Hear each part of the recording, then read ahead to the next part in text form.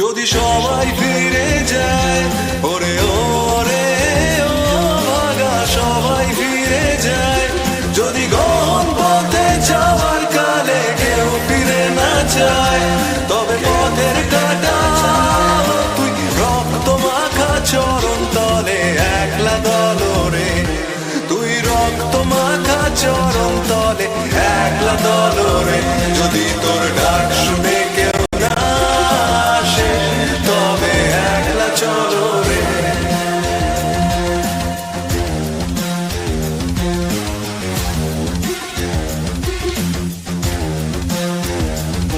যদি আলো না ধরে, ওরে ওরে ও ভাগা আলো না ধরে, যদি ঝড় বাদলে আধার রাতে দুয়ার দেয় ঘরে, তবে বজ্রানলে আপন বুকের পাঁজর জ্বালিয়ে নিয়ে একলা চলো রে, আপন বুকের পাঁজর জ্বালিয়ে নিয়ে একলা চলো রে, যদি তোর ডাক শুনে কেউ না আসে, তবে একলা চলো রে।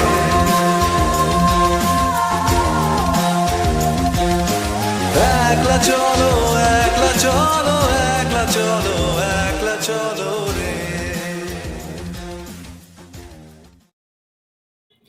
Hi guys, thank you for joining the live stream, and we have back with us for the very second time AcademicMan. Hello AcademicMan, thank you for joining our podcast. Hi. So today it's going to be an audience interaction live stream with AcademicMan. The members of the channel will be given priority from the live chat. And I have another announcement to make. The song that I have been talking about for the last about almost 1 year, the Kalbhairav Ashtakam, my version, with a significant storyline and stuff, for which we will do crowdfunding. The song arrangement is done. I just ended it half an hour back. There are still the rap portions to be recorded, but the other vocals and music arrangement is done. So we will begin the crowdfunding for that video. And so I'm just letting you all know so that you all can have some savings at your disposal to spend on my project. So thank you, AcademicMan.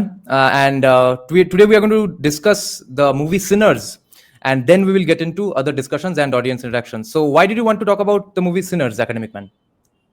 Oh, it's a pretty good, well-made movie, but more than just being a well-made movie, it's actually a very anti-Christian movie. That I see. One of the most anti-Christian movies I've seen in a while, and I've seen Conclave, and Conclave is also pretty anti-Christian. The thing about Sinners is that it presents the point of view of these the Ryan Coogler and the whole thing in through kind of lens of decoloniality, if you think about it. Okay? I see. So that's how it's quite relevant to the Indic movement in that sense. Like in a way, if you think about it, social justice is not totally against the Hindutva movement or Indic movement. Okay, and that's what I've been thinking about for a while. That if you think about it, it's not the conservative movements around the world that actually has much in common with Hindutva or decoloniality in the Indic sense. Basically, even what J.S.I. Deepak is talking about, all that's actually closer to the more social justice movements that are in the West. Okay, and from that perspective, I believe that you all should watch, if you can, if you are a supporter of decoloniality and against colonization by certain kind of ideas and stuff. Then I think you will enjoy Sinners, because the references are pretty on your face. That's the good thing. Like sometimes you don't even have to make it like allegorical, like Christopher Nolan did, right? Like Christopher Nolan's Batman trilogy was essentially an anti-communist trilogy, but it was very allegorical, right? Batman represented order, Joker and Bane represented chaos and anarchy and urban terrorism and all that. Here it's not even like that. Here it's almost on your face. But even then, I will say that it's well made. Like it's a relatable movie. It's about actually fighting a kind of oppression that we are familiar with, and in a better format. And it's a vampire movie, so even there, it's entertaining in that sense, right? So I absolutely loved it. And jahan pe, you're getting RRR and all that stuff in India, people should all the more encourage these movies and encourage people to watch these movies. So Now, could you tell us a bit of the story? yeah, so there are these two twin brothers, Stack and something else. Stack and Smoke. Yeah. So Stack and Smoke, they are basically criminals. They work for Al Capone and all that. So this is 1930s. This is segregated America. This is like Deep South, where the blacks aren't supposed to mingle with whites, and vice versa. And they have their different racial laws in America, where a black person cannot not just marry, cannot get a job in certain places, cannot sit in a certain part of the bus, cannot sit in a certain part of the restaurant, this kind of thing, can't go to certain schools. So this is segregated America, and there they are trying to do business basically, these guys, and they are opening up a kind of club, jazz blues club kind of.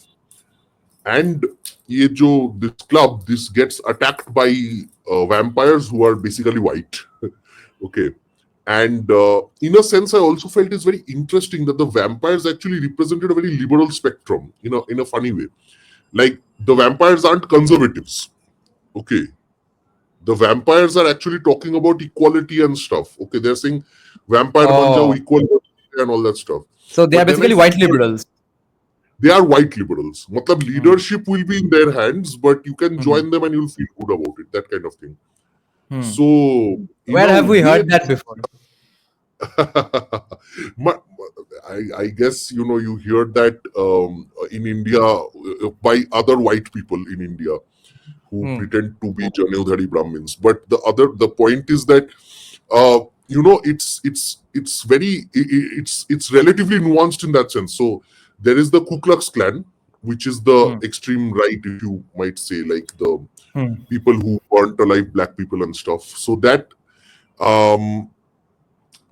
part is there. But what I really like is the vampires aren't conservative. The vampires are actually liberals. So Bobby, it's funny that in that sense. Polymerist, race bait trash. I agree, race baiting hai and all that. But do you not think that what we are trying to do in trying to decolonize Indic thought, we are also trying to kind of get rid of some racist thoughts about India in that sense. Like, India means caste, India means snake charmers, India means I don't know, sati pratha and all that.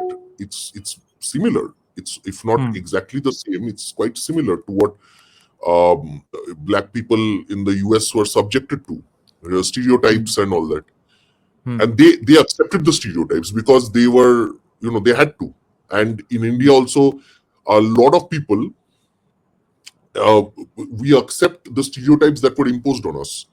And that's the whole problem. Unless you get rid of those stereotypes from your own mind, till then you can't go forward with confidence. Yeah. And many people don't know, people, especially Indians who have not read Thomas Sowell, that they even capitalized on their stereotypes. The black culture, the black lingo, the black lifestyle that we have come to know these days is essentially the culture of the southern parts of USA. Even white people used to live the same way and even spoke English the same way. Their families were as broken as today's black families. Because that's where the white people who settled in the southern parts of USA came from a very specific part of England and Ireland, who had the same lifestyles even back there. So it was not really American black culture. It was just the culture of Alabama and stuff.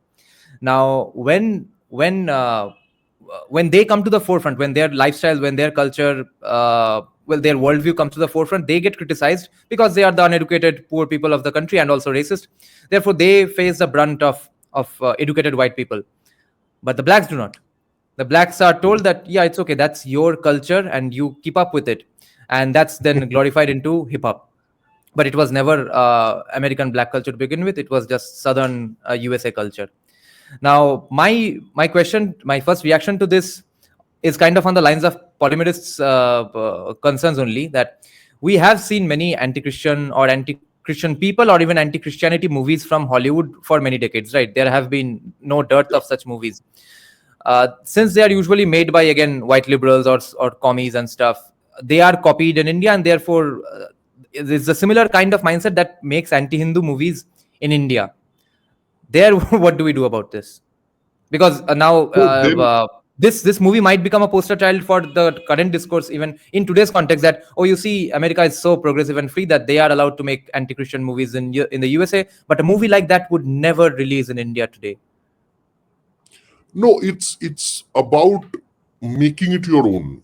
You see, also it's about using what tools you have at your disposal. If you don't have 10 movies like Kashmir Files or other movies that can expose the ratio, the stereotypes of by the left, right?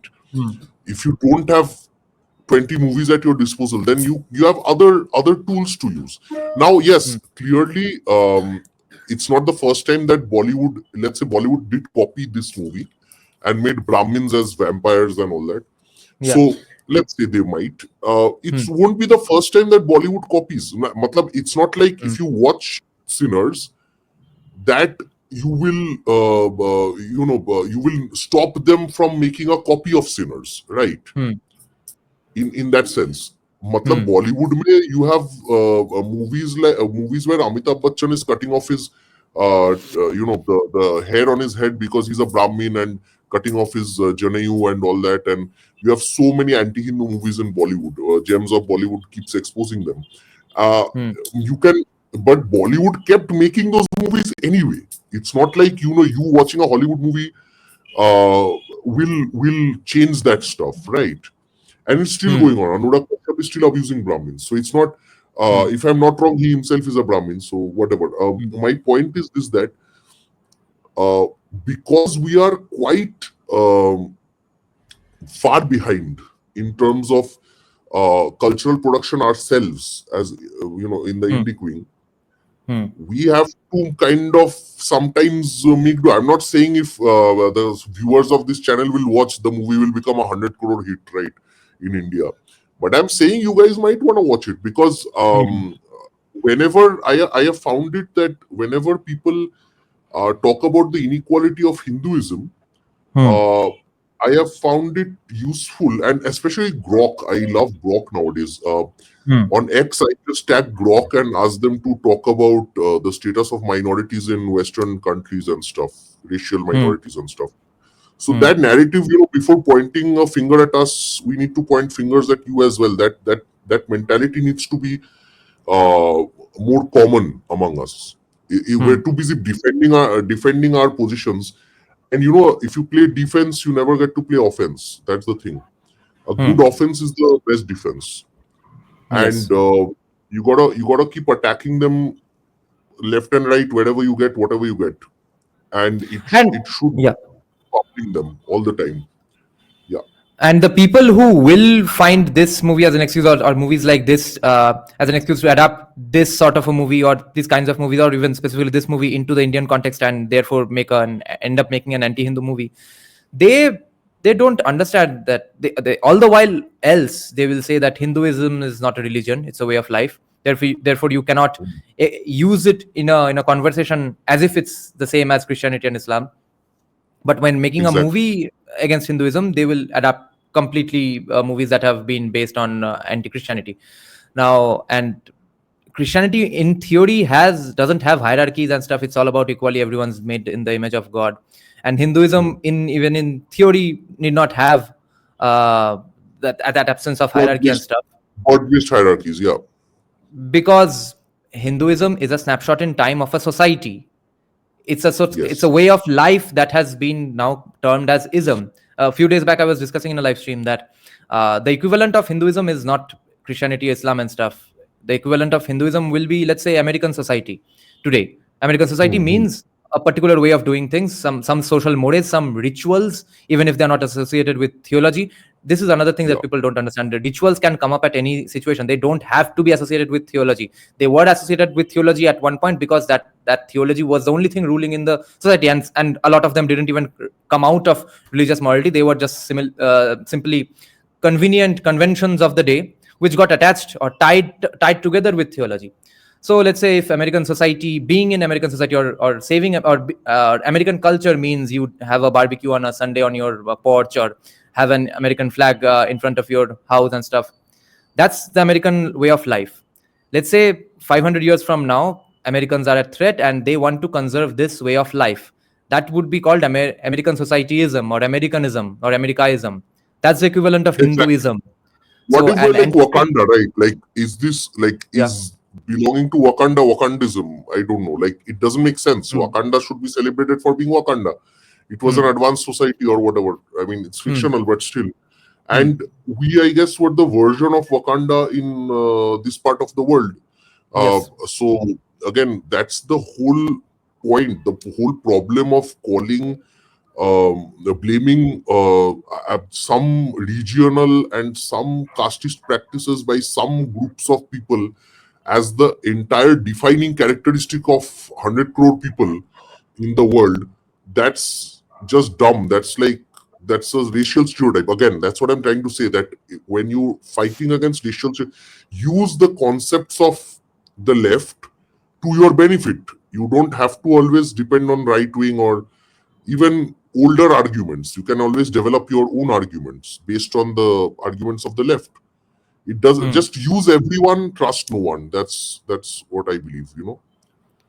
Um, Mriganko Datto is saying we Bengalis are stereotyped as black magic karne wala. I don't think so. That's true. There was just one neta who said it, and everyone immediately picked it up as a joke. And today it's used as a joke only. No one uses it in a serious sense or uses it as a real gali in an angry situation and says that you black magic people. If no one says that, it's not really a stereotype.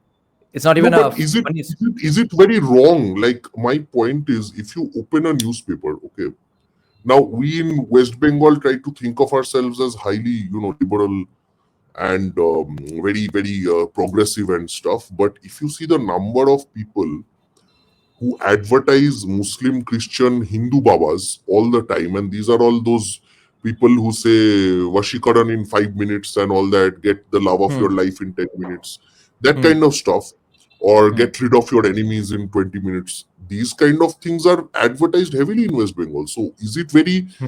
wrong to say that Bengal is, again, are we more like this than other people? I don't know. We have to, Hmm. I guess, if we objectively do some studies in different states and see where these kind of these weirdos are being approached by people more, perhaps we can have a more objective understanding of what it is. But it would be wrong to say that Bengalis are not believers of black magic and stuff like that, because Hmm. a large number of people, including people I know personally, go often to mazars and Peer Babas and tantrics and all that, and wear stones and everything, Hmm. the whole shebang. Yeah. So And you it's not. wanted to recommend some other movies also for our viewers? Oh yeah, Gilded Age season 3 is coming out. That's like my favorite TV series right now. Gilded Age is awesome. It's about, if you look at it, if you follow it closely, it's all about the elites of America who were a caste, who are Hmm. behaving like, wherever you marry, wherever you have friends whom you can dine with, whom you can talk to, everything was controlled in that sense, right? And this is, I'm talking about 19th century America, right?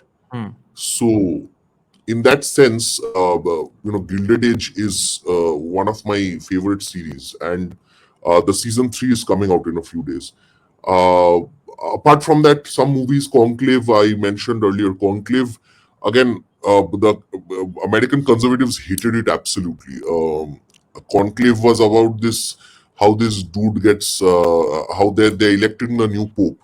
Of course, Conclave is extra secular in some ways, but I would still say like these kind of movies,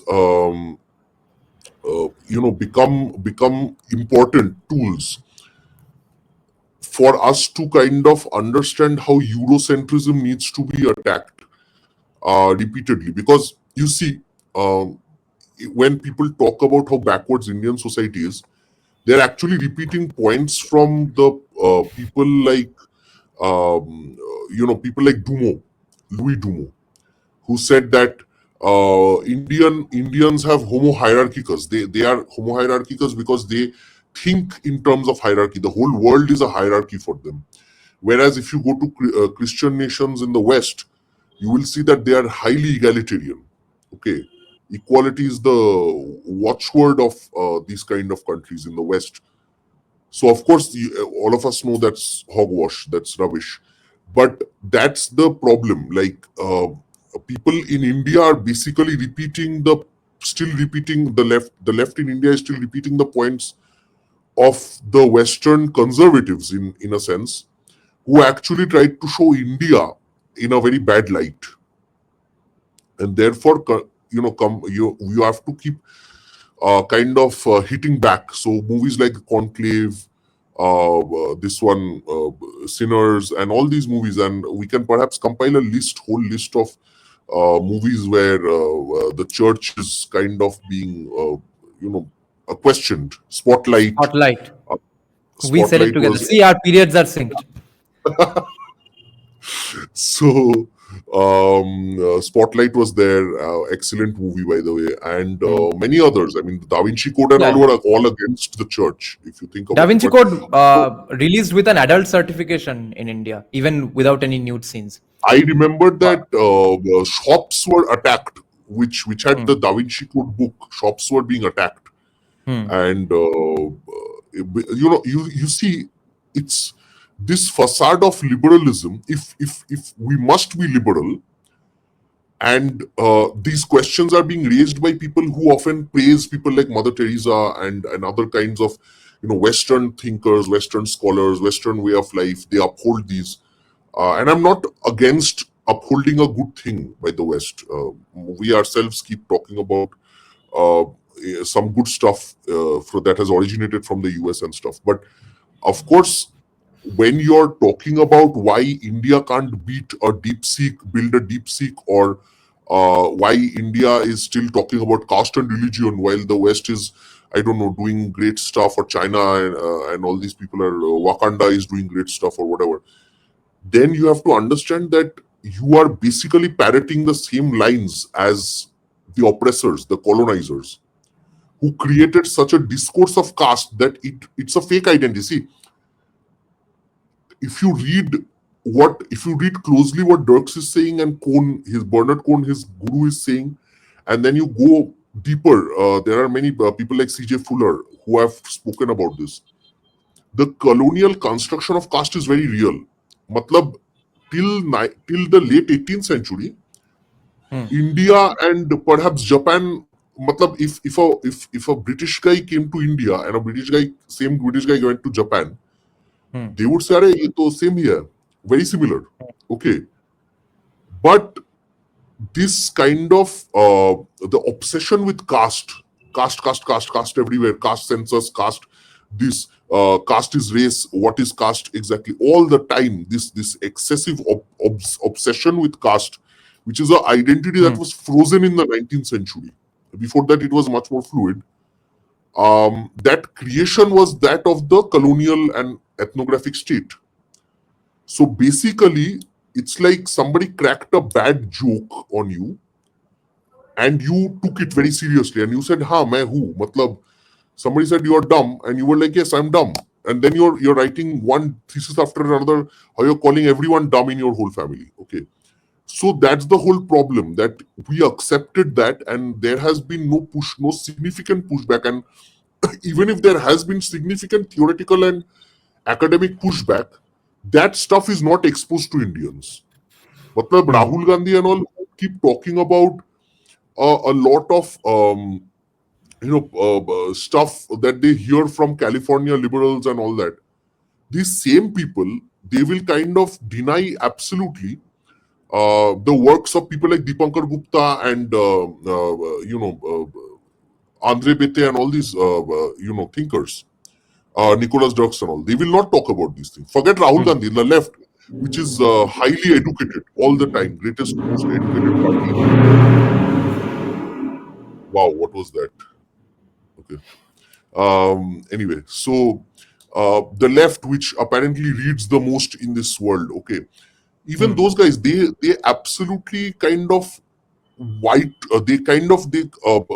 forget that their own scholars from very prestigious universities, they themselves have destroyed the narratives of the left over the years. And then these guys keep talking about Manuvad and this and that, and they know very well at some level that Manuvad is fake. There is nobody reads the Manusmriti, okay, and nobody reads Manusmriti before doing casteism. That's even weirder. But they will keep padding these points, and there has been no pushback, no significant pushback yet on those lines. There has either been denial, which always falls flatter, like matlab tum deny karoge, then somebody brings out some crap from somewhere, somebody does casteism, and you're like, oh my god, it's all horrible, every Indian is casteist, that kind of thing. Or there has been no hit back, like people are like, oh, I'm ashamed of being Indian. But I mean, how many Japanese people say I'm ashamed of being Japanese because we had a caste system till 1868 or something, right? So that kind of all the Japan scholars, the Japanese Japan scholars and the non-Japanese scholars, non-Japanese Japan scholars, who are they funded by usually? they're funded by Japan Foundation, which is which is funded by the Japanese state. Matlab, And yeah, go ahead. no, that's the thing. No, tell me. Yeah, and people think that it randomly trickled down into their heads one fine morning that Japan is such a great society. China is a great country. Japan is a great country. And it had nothing to do with the fact that they fund their narrative all across the world, in academias all over the world. It's only USA who therefore has some haters and some backers, depending on their pop culture versus academics. Their pop culture is now anti-USA. Their academia forever was anti-USA, anti-white and stuff. And at least the movies were pro-USA. Now even the movies are not really very pro-USA. Maybe we'll see a return of pro-USA movies soon. And therefore everyone thinks, yeah, USA is the worst of all. India is worse than US. The best countries are Japan and China. And it has nothing to do with the fact that they fund their own academics. And South Korea. Yeah, South Korea is great. Now, I want to ask you this interesting question from Gautam Varun. He's saying, don't you think sociology from classical liberalism perspective would give more honest research perspective than this Marxist perspective? This is the reason students become woke warriors. Sociology was classical liberal. If you look at Durkheim, Weber and these guys, it was classical liberal in its orientation. It wasn't conservative per se ever. It was never Marxist also in that sense. Now, what happens is the Marxists kind of invade like everything else, they get it. They get in and kind of ruin stuff eventually. They have their own discourses and thesis and all that. Having said that, I do agree at some level that yes, classical liberal thought process will produce better research. But can we deny that somebody like Irfan Habib also occasionally produced good stuff, right? Like Marxists don't always produce rubbish. Okay. In fact, sometimes Marxism is useful for Indian society in a weird way. You see, Marxism actually has the seeds of destruction of Dumo, in a sense. A person like Dumo will say that caste is an idea in your head. Huh. Caste is an ideology which will be found in Brahmanical texts like Manusmriti and all that. Okay. Now, a guy like Irfan Habib or other Marxist theorists, or even Marx himself, because Marx himself believed and even wrote many articles saying that British आ जाएंगे तो caste खत्म हो जाएगा. मतलब British will come. See, again, he did not imagine back sitting in 1850s that matlab British will actually make caste a weirder thing. But Marx was reading the British archives, British reports, censuses and all, which were available at the time. And he figured matlab caste kuch ajeeb cheez hai India mein. And then he said, but whatever this caste is basically feudal, right?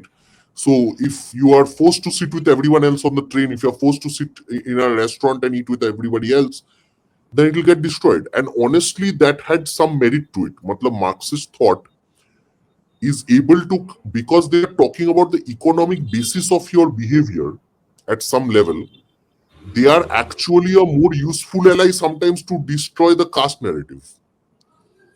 In a very roundabout way, of course. That's why... Which at the same time handicaps people like Irfan Habib and Romila Thapar when they talk about, therefore, destruction of Hindu temples at the hands of Muslim kings. That's when they also bring in the economics interest question and screw everything up. As if nothing other than economics ever mattered for them. You have to apply the same lens to everyone. That's the problem. Yes. Here's the thing that you have to use everyone and everything, where whatever is at your disposal, you got to use it. Like, right, there's no perfect theory and perfect school of thought or anything. But I'm saying even Marxists are useful sometimes. It's not, you see, because Weber believed in ideas sometimes more than Marxists. Okay. Although Weber is more nuanced, Weber actually also believed in economics and stuff. But Marxists like Althusser and all these people, they believed in the ultimate determinism of money, paisa. And overall, if you forget the religious ideology of certain religions and stuff, if you analyze Indian society before 1000 CE, then you will see that, it's quite well, you can actually deconstruct this caste ideology well into the feudal thing, and you will see that matlab, it is even comparable to Europe. Matlab, and then you can say that, it's actually somewhat economically determined, the whole caste thing and whatnot. And Andre Bete has actually shown that in his research. When he went to the village in Tanjore and all, he actually realized that when the economics were changing, when lower castes were becoming richer, they stopped paying attention to Brahmins, who were the dominant landowners of that village. So that proved that if you have money, you don't necessarily give a damn about caste. And you will notice that liberalization, that has absolutely changed the status of OBCs. Now the OBCs and SCs are the determinants of the whole, the political scenario of most states of India, except West Bengal, which was socialist. So where Brahmins still rule most of the positions. But that's the whole point, that paisa, capitalism and money actually does destroy old caste hierarchies. It creates new ones. Yes. But those are again challenged. If you keep circulating if money keeps circulating all the time, then eventually even those will be destroyed very fast. If they were created for 10-20 years, and again new castes will come. Then again new castes will come. But if you keep it stagnant like West Bengal, then for 50 years there is no caste challenging the Brahminical dominance in the CPIM. I think that repeated disruptions is what is necessary, which happens in a place like USA. The topmost, richest, most elite, privileged families are topmost elite, most privileged forever, pretty much, from the beginning of the country called USA, from 1776, or even, I think, even from earlier than that even. But it's the rest of the society, almost 80-90% of the rest of the society, there the hierarchies keep on changing repeatedly. And therefore, statucism, casteism is not that significant in USA as it is everywhere else in the world, because I think because of the 12-15 year cycle of market crashes that come every after every 12, 15 years. That's Yes, what yes. doesn't let anything solidify. Now, where I think Marxists get things wrong is that they therefore won't look beyond economics at all in any context. For example, even in the case of caste, it's not just economics. Otherwise, why call it caste? Even just let's just call it class. Like some Indian right wingers use the word class for caste as an apology, and think that somehow is makes their argument better. That, oh, it was not caste really, it was just class. But right after the stage, the primary stage of money and economics, everything else is status and metaphysical desires. That is what Marxists won't acknowledge, and they are also obsessed with equality, which is why they, in the end, they never end up making a society that gets rid of any hierarchy or even castes or statuses. That's the source of their feudalism, I think, that they won't look at anything other than economics and equality. No, because they can't. You see, their whole thesis is based on haves and have-nots, right? Like, matlab, you see, for a dedicated Marxist, time is nothing but matlab, the stages of evolution are kind of science. And what creates this evolution thing? It's the economic conditions, right? When the economic conditions create more and more inequality, then finally you will have a proletarian revolution and overthrow whatever. So because it's like a religion, they have to believe in economics. Okay. That's the problem. It's And like they have you have one to god. believe That's that everyone's a whatever, and then you have to save them or whatever, liberate them fully, whatever. So it's like an Abrahamic religion in that sense, Marxism. yeah, of course. And that And you makes see, them it doesn't even work in theory, because the moment the proletariat revolution happens, the moment the proletariats become the kingmakers or the kings or the powerful, then what? They are no longer the proletariat. It's no longer a proletariat running things. The moment a proletariat becomes the person who runs things, he's no longer a proletariat. Someone else is the proletariat. Now what? Then no, then precisely. it's not going to work. The theory doesn't work for those people, because it's not like each and every proletariat is going to be running the country. Someone is going to be running the country. He's going to have a circle of influence, and then everyone else Stalin is was going poor, to, and look what he did. yeah, Stalin was very poor, and, yeah, and look what he did when he came to power.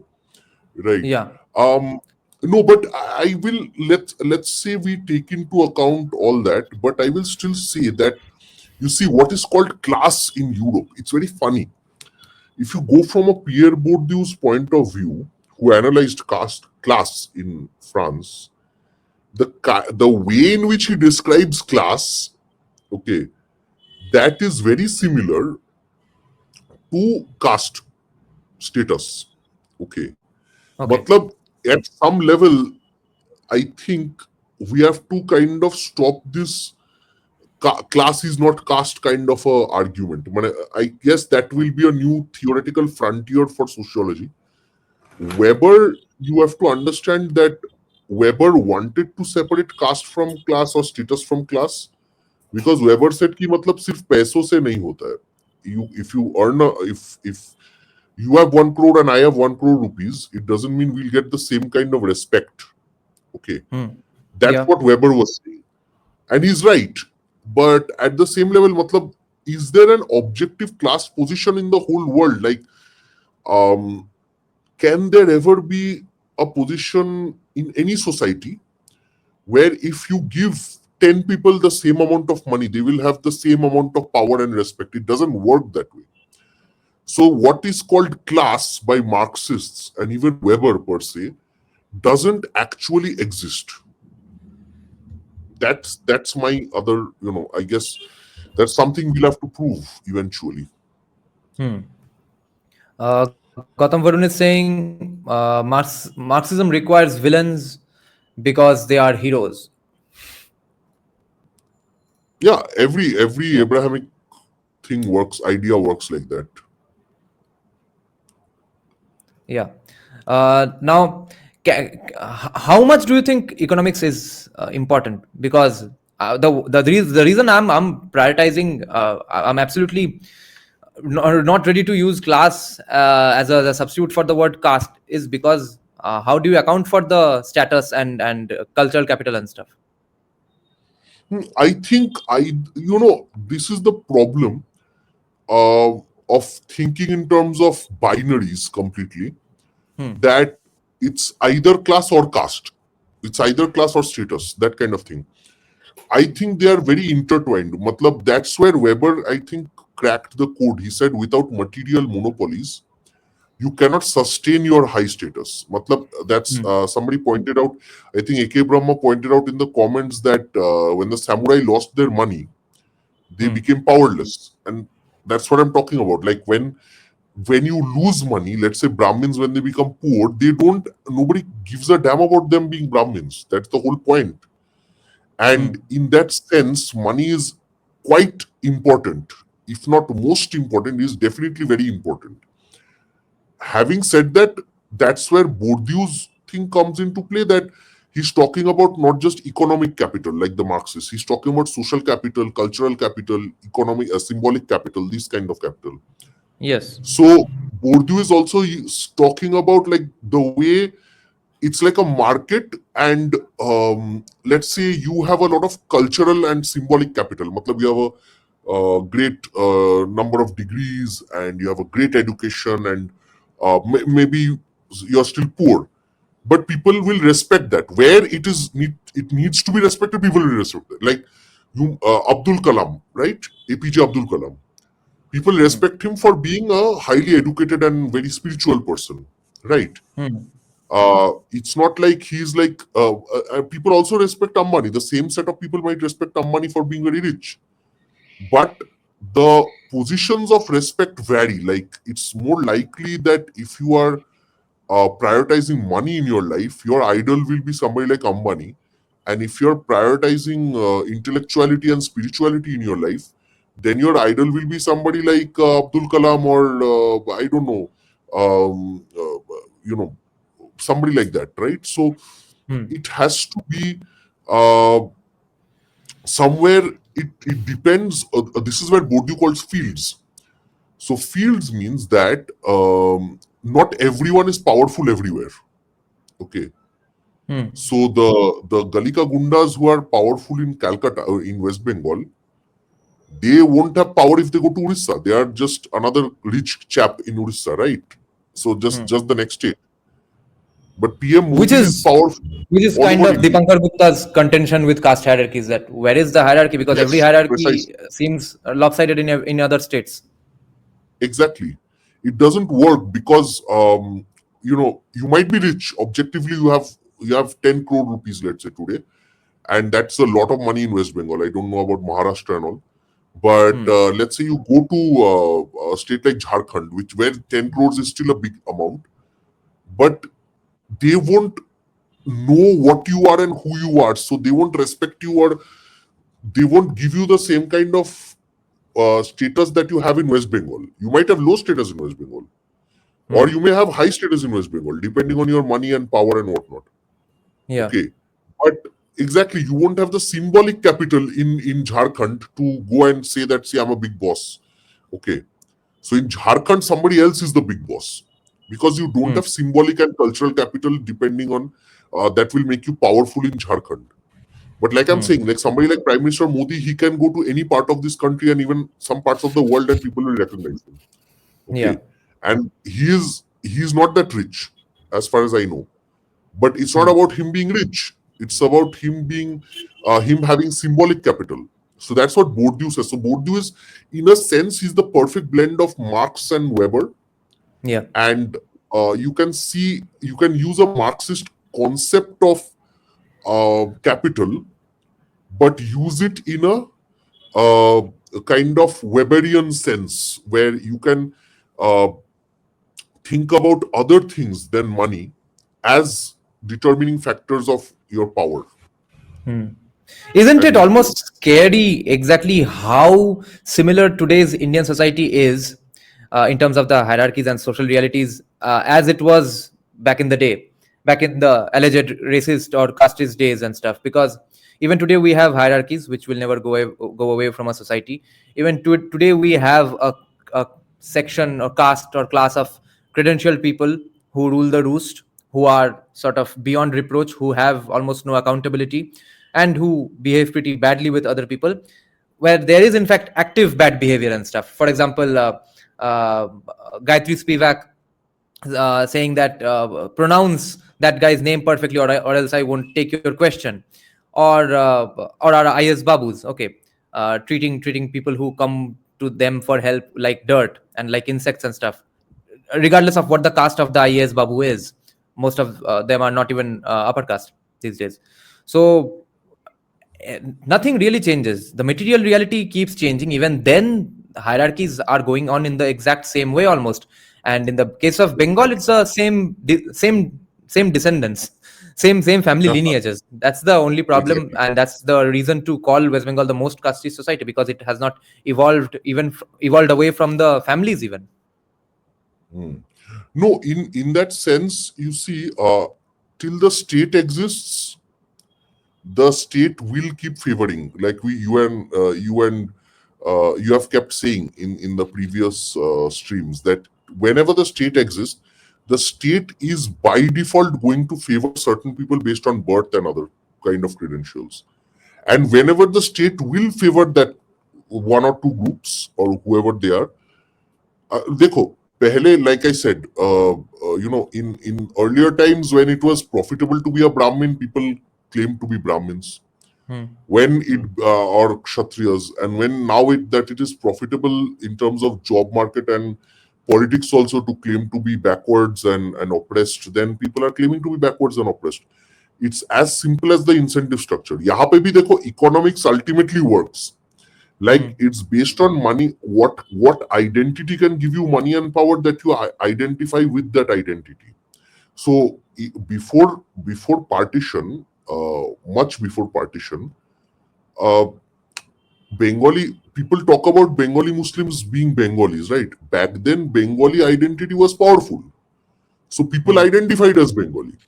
But when the British played some games and the Muslim elite started rising and playing some games, and people like Titu Mira and all said that, "Bhai, you guys are making a big mistake. You have to be more like Arabs to get respect." Even So Sir they Syed started Ahmed being Khan, the alleged Yeah. reformer, Sir Syed Ahmed Khan clearly said that and made fun of Bengalis, and clearly Yeah. demarcated Bengalis from Muslims. He never conjured or conflated the two, that Bengalis and Muslims are never the same things. Bengalis are Exactly. Bengalis, they are Hindu, and Muslims are Muslims, no matter what language they speak. And that's how you will see that a lot of them, earlier the Arabic names weren't so widespread. Now it has become more widespread. All kinds of things have happened ever since, and now everyone wants to be a Turk or an Arab, right? And no self-respecting Muslim will say, I am actually a descendant of some Pachuram from this village. I am actually a descendant of some Mahmud Ghazni or somebody, or Khilji or somebody, right? And Bangladeshis So who have Indic names, if they have the letter that's supposed to be pronounced as J in the name, they will write it as Z, just to sound more Arabic. yes, exactly. And they all watch these shows like Etrugul Ghazi and all that, and they are very happy to see their ancestors in among the Turks, and they are very happy. They're like, they have third hand what can I say, pride in the acts of some Turks. And that's how this thing works. It's always like the economics is, see, basically it's always been about hiding the economics. Okay, if everything was running on money and paisa, and everyone knew that everything is running on money and paisa, then you don't, it's all open. It's like a science. It's like maths. Matlab A is equal to B is equal to C, some kind of thing. But because human beings are human beings, and most of the acts that we do are actually non-logical, according to a theorist called Pareto, an economist called Wilfredo Pareto. Pareto actually came up with these residues and derivations thing, ideas. Okay. Where the derivations were actually kind of justifications of non-logical actions. So most of us do non-logical actions, and most actions of most human beings are non-logical.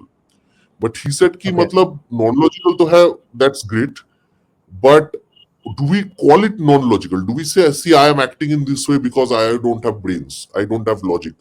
No, most people create a very kind of justification of most of their actions, which are non-logical. And that's how they kind of use it. And that's where Pareto comes in. Pareto talks about Like Pierre Bourdieu says, reason is never the initial thought. Reason is a ex post facto justification, and your steward, your lawyer, who comes in yes, later on yes, to justify what you did. You didn't start out with exactly, reason. You started out with metaphysical exactly. desires.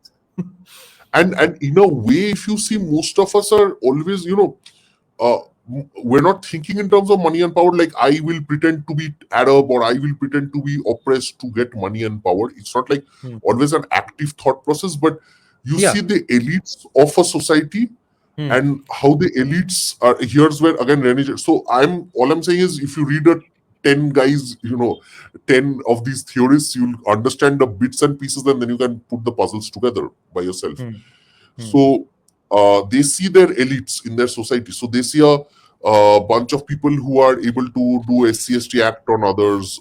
They are able to see that, okay, because you are OBC or SC/ST, you are getting a ticket in the election. But if you're Brahmin, you are getting abused online. Then they, kind of think that, oh, now sucks to be a Brahmin, right? So I guess, I won't be a Brahmin, I'm oppressed. Brahmins can't say that, but others will. So they are just using that. And Brahmins themselves, they use that kind of gaslighting thing on others. Matlab, they become commies, and they use that gaslighting thing to kind of inform others of, tell others that, see, you're a casteist, you're a casteist, you're a casteist. I am a great commie, but you're a casteist. That kind of thing. Whereas in their own party, they won't put a scheduled caste person in a position of power. So exactly that's how it works. And again, this is where if you at least read René Girard, I think it makes so much sense of how society works. Gautam Varun is asking, since you both believe in limited government in a libertarian sense, would you both say there should be no state-sponsored sociology and should be done by private institutions, or should government have monopoly? My opinion is that for now we need some state funding because we need to counter some people in a battle that we find ourselves in. But even better than that would be completely defunding it.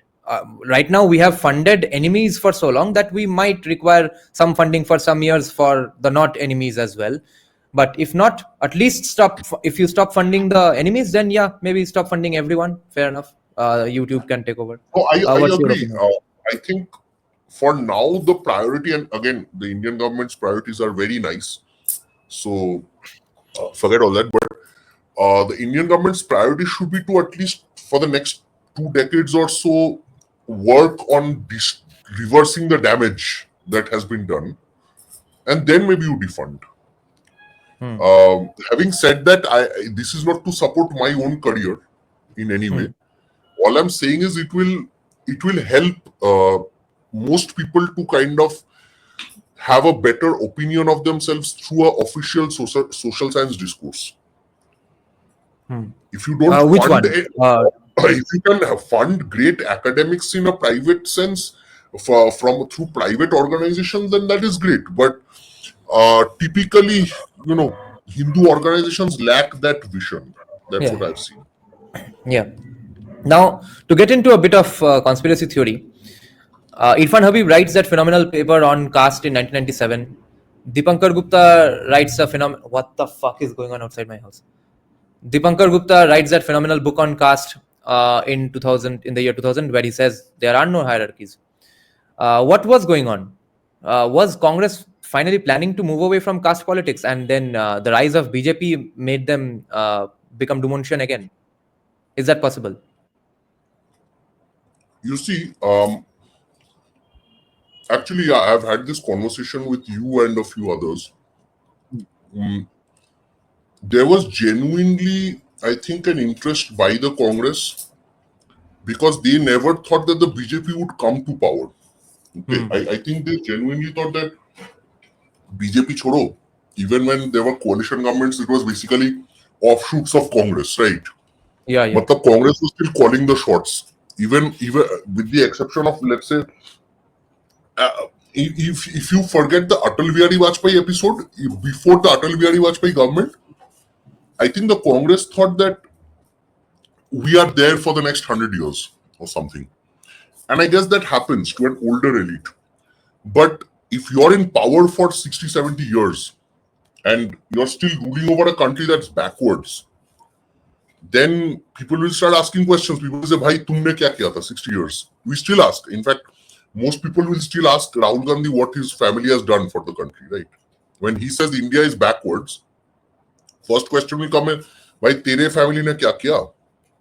So, in that sense, I would say that uh, the Congress was, I think, making an effort to make India look better for its own needs. I'm not saying for some great humanitarian need, okay, but to avoid these questions ultimately. Ki matlab, you're the party in power, and what the hell are you doing?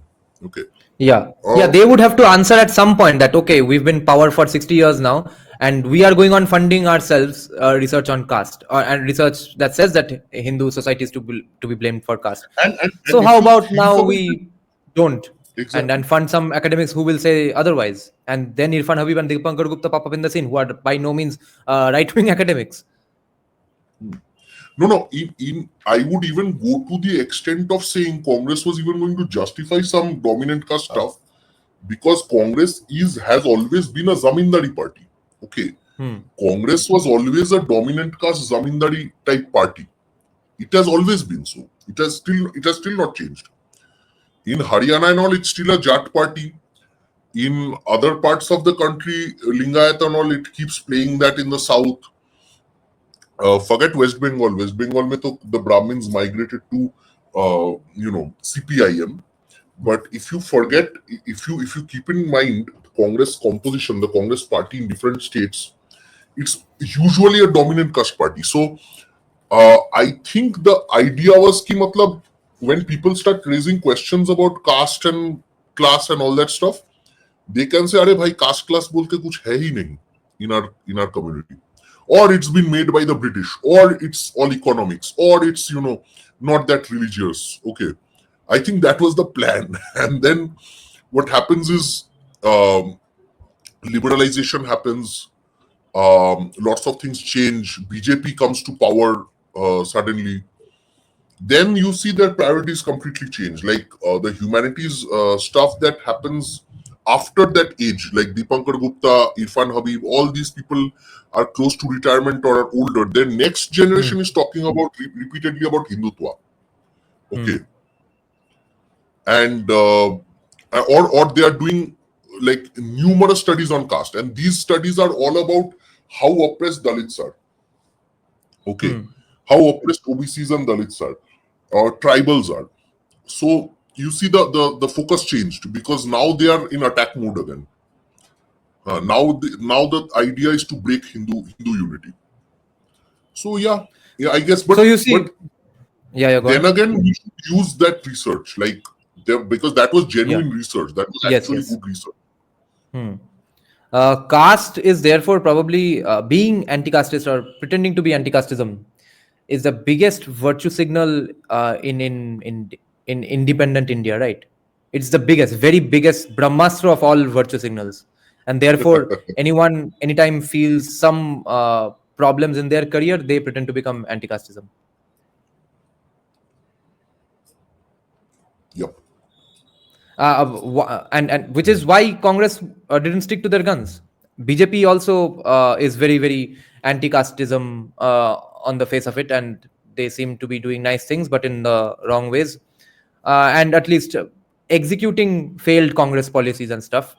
But the vision is the same. The view towards India is the same, pretty much. So you see, that's the way to remain in power. That's the way to come across as a good, nice person. No, even Dirks's research, now that you pointed out, Dirks's original research was in the 1980s. Bernard Cohn, like 1970s, Dirks 1980s, late 80s and all.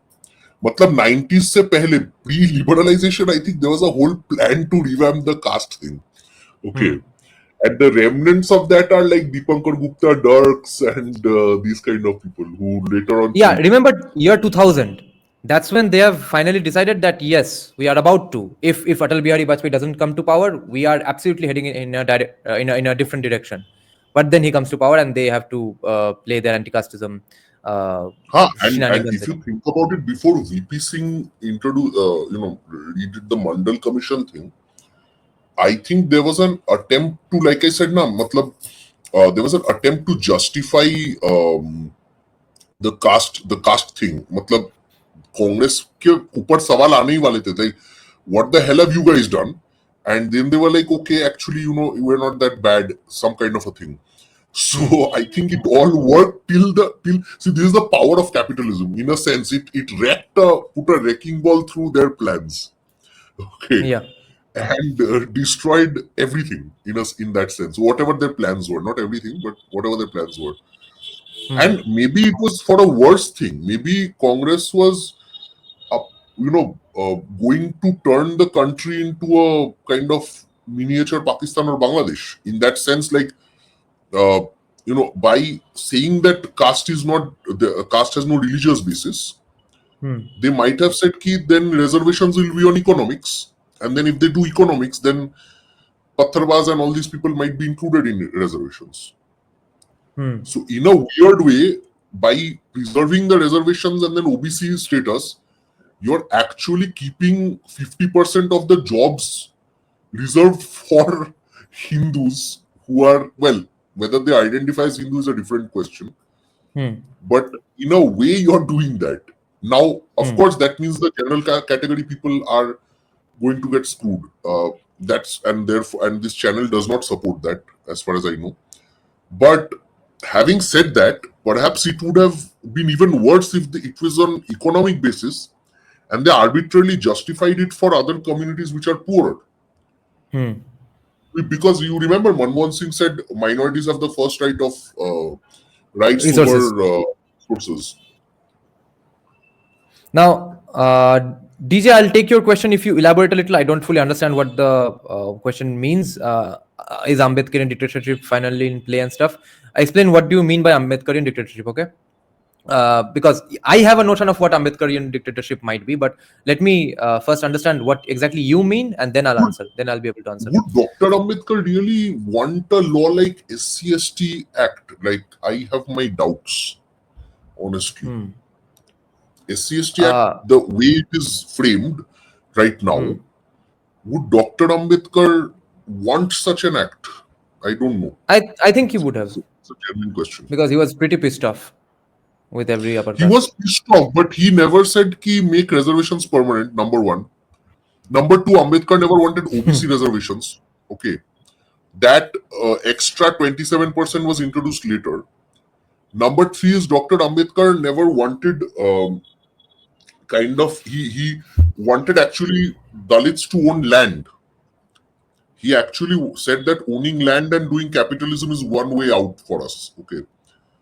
So he actually had some very liberal, progressive ideas. So I don't know, an act that without any proof can put anyone in jail for a while, that seems kind of not so much in Ambedkar's ballpark. Okay. Ninor is saying SC/ST Act was by VP Singh, and he's asking, did you hear Nishikant Dube's statements on judiciary? No, I didn't. And he's saying, VP Singh. Nishikant Dube said that the CGI would be responsible for civil wars in India or something like that. Who is Nishikant Dube? Nishikant Dube is a BJP MP. Okay. Is he a minister or just an MP? Just an MP, as far as I know. Okay. Now, let me just ponder over it a little. Would Ambedkar have wanted, and is that Ambedkarite dictatorship? Yeah, this dictatorship is here to stay, though. Abhay is asking, don't you think, a very important question, I think. Don't you think that sociology influences government policy? How can it be completely independent from state interference or funding then? Sociology, see, the problem is sociology does influence a huge part of your lives without you understanding it. Matlab, if you see what they did with the caste census in the British era and all that, that was all sociology or anthropology and stuff. Okay. They build whole ass policies, reservations, all that stuff is based on that. But having said that, if sociology was continuing to inform government policies, like we just spoke about how people like Deepankar Gupta and all, and Andre Bete and Ifan Habiba and all changed their stance. If it continued that way, and these guys said that bhai theek hai, sab theek tha, but ultimately Dirks and all sab milke bole the, no, there's no religious basis for caste and all, maybe that would have been a good thing. But actually the government stopped listening to sociologists for a while now. Okay, so that's another problem. And see, actually no subject or study in itself is ever useful. A government or a politician will use it for whatever he likes for his benefits. Okay, they will use now Suraj Yengre's research to understand India. Somebody like Rahul Gandhi might. Okay, but he will not read Deepankar Gupta, who has done actual work on caste. Yeah. Or they won't take Andre Bete seriously. But I would say Andre Bete and Deepankar Gupta are way, way more serious researchers than people like Yengre will ever be.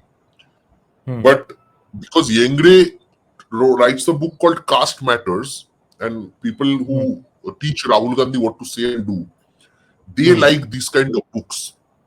So they will now think of Yengre as this great sage who knows about India, and India is the worst country in the world where everyone's oppressed and stuff. So yeah. And wait, I'll get back to this later. Academic Man, do you have knowledge about psychology at decent level? If you do, if so, do you think it's also affected by Marxism? I won't be very surprised. Marxists have their hooks in everything. I don't think. Why else would Jordan Peterson have to quit his tenured position at University of Toronto? Psychology today is completely Marxist. Psychology and psychiatry, right? Like I think he's also a clinical psychologist. Psychologist. Right? So, his license has been taken away. He has been asked to take a re-education, and he got so annoyed at the university. His work was being hampered for so many years, in so many ways, that he quit his tenured position. Yeah, exactly. So psychology maybe have. I think there was this movie called Revenge of the Body Snatchers or something. Okay. I'll tell you, it was a movie on how aliens were replacing, a lot of normal people. Okay. And they were then suddenly one day, you wake up and, there was a movie called Body Snatchers. And Invasion of the Body Snatchers. Yes. So this is a classic movie, and here you will see ki matlab normal people like your family, friends, everyone. Suddenly people are behaving in a very weird manner.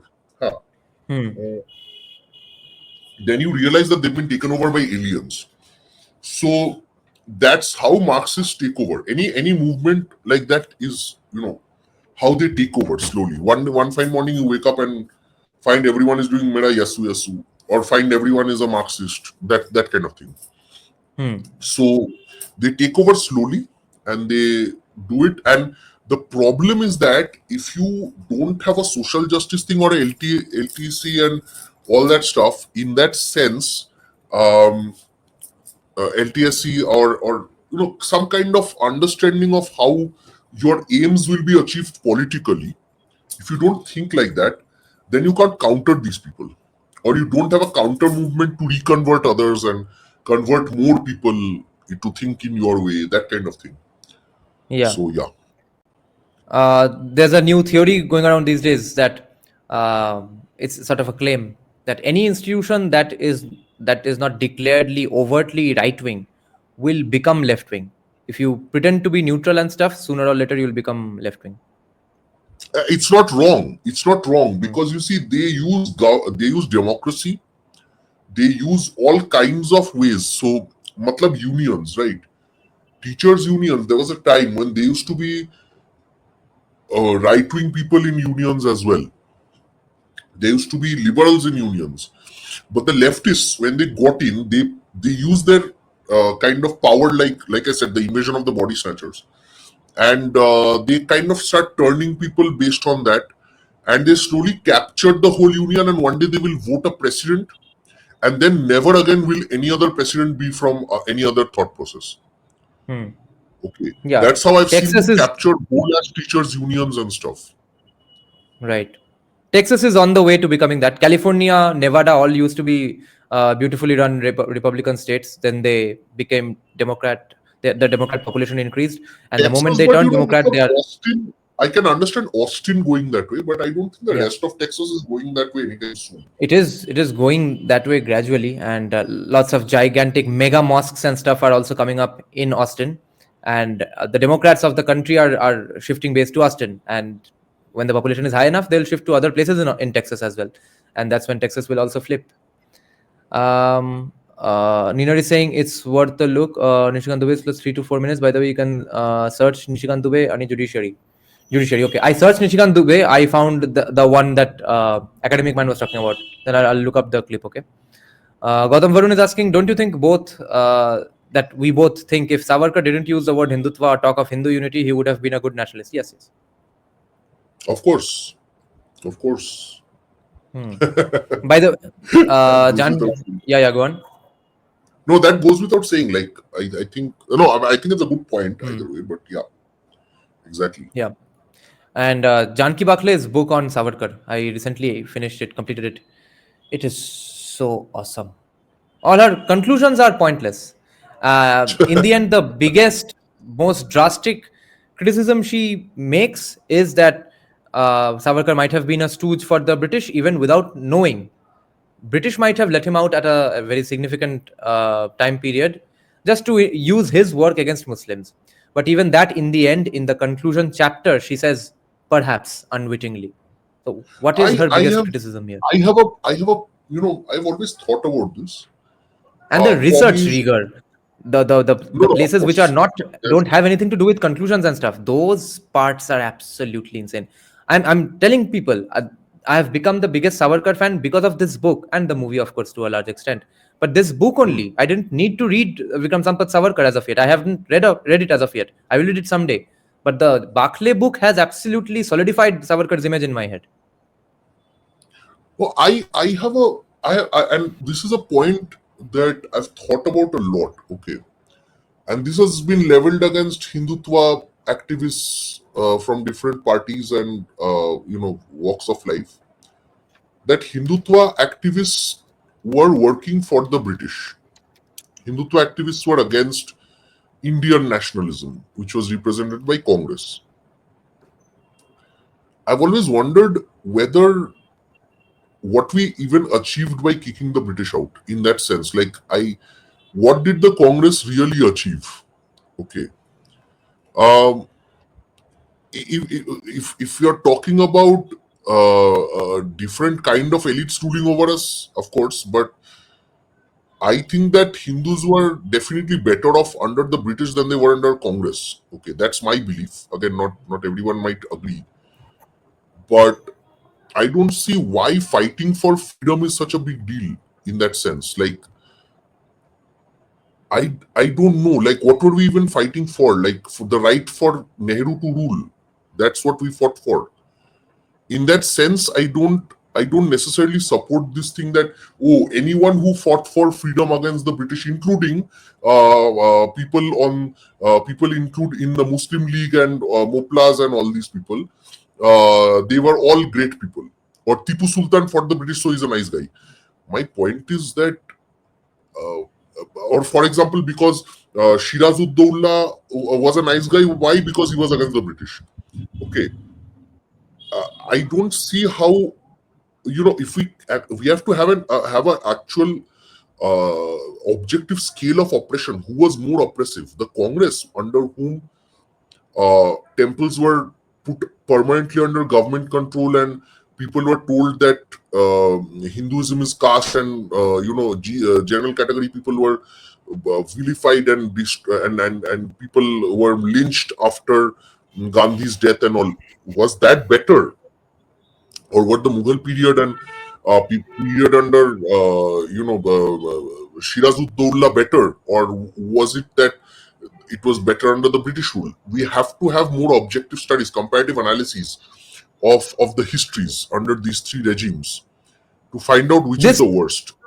this I brings us have to that. the sort of the ever ongoing debate in academia, in mainly Western academia, where the pro-West versus Marxist social science people have this debate that whether colonialism was a net good for the societies they went in or not.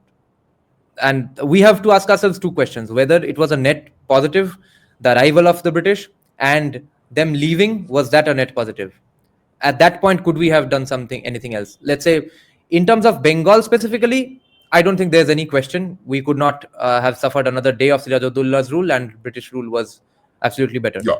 Now, the counter argument might be, but well, you should have waited for the Maratha Hindu Swaraj, which fell to pieces anyway at the hands of the Peshwas. Exactly. So, Exactly. was colonialism a net positive then? Considering what came after that, Wait. I Sorry. think Let me make it more comparative. We have to compare the British with the previous colonizers. Yeah. who came here for some wars assimilated. We don't even know who are the descendants of the Kushanas and stuff. And the Muslims who came here didn't assimilate, but also stayed back. There was some syncretism going on here and there between the lower classes of Muslims. But then you had an occasional Aurangzeb or Shiraj and somebody, and they would all right. whatever. And the British came, did atrocities. Did they do any good things? And was that good thing that necessary? Could anyone else have done those good things? And was the colonialism worth having the good things? Or do you even agree that there were good things at all brought with the British? No, I mean, of course, the British were all three regimes. If I consider Congress, Islamic regime, and British regime, all three regimes were horrific in some way or the other. Let's not doubt that Jallianwala Bagh didn't happened and all that stuff. Of course, if you look at it, all three regimes destroyed monuments. Actually, the British didn't that much. So the Mughals did, and certainly we lost control of our temples under Congress. British actually kept our temples, kind of preserved many temples and texts and all that. So yeah, I mean, now if you think of what the after effects of this kind of colonization was, if I forget the Risley and the caste thing, which I won't, that was a big blow to Indian mentality. But even then, even after the colonial caste thing by the British, the people who came out of British Raj in their education system and all, they were tigers and lions. Okay, they were all nationalists to the core, and not all of them were nationalists to the core, but definitely a large section of them were certainly, like people like Aurobindo, Rishi Aurobindo, Savarkar, Netaji, Shyama Prasad Mukherjee. All these people came out of the British education system. But whereas no one came out of the Kushana education system or the Muslim education system. No, I mean, when the Kushanas and all came, we were like America. We were the strongest nation in the world. So when they came, they became the local, matlab, jo bhi hai, Rajput, jo bhi hai, mar gaye. But when the Muslims came, even then you have a few, you have the Marathas coming up, you have Hindu Swaraj and all these ideas coming up. So even in a way, the Muslim regime also did not destroy the idea of being a Hindu. Okay, or being a nationalist. It did not destroy it. It may have slaughtered a lot of people, which is very horrible, but it did not destroy the basic idea of what you were supposed to be. Okay. And the British, they actually kind of brought up a lot of texts and temples and all that, and they thought the original Orientalists who came in the 16th and 17th century, right? Especially the 17th and 18th centuries, they were fascinated by Hindu culture. They read the Vedas and Gita and Mahabharata and Ramayana and all these texts, and they translated them, and they felt, these are advanced philosophical texts. They read them. Then they became like, after 1857, they lost their marbles and they said, okay, let's destroy this community. But till before 1857, the British Raj, while exploitative, was not destroying your very idea of pride and nationalism. Okay, you would still be a proud Hindu under the British.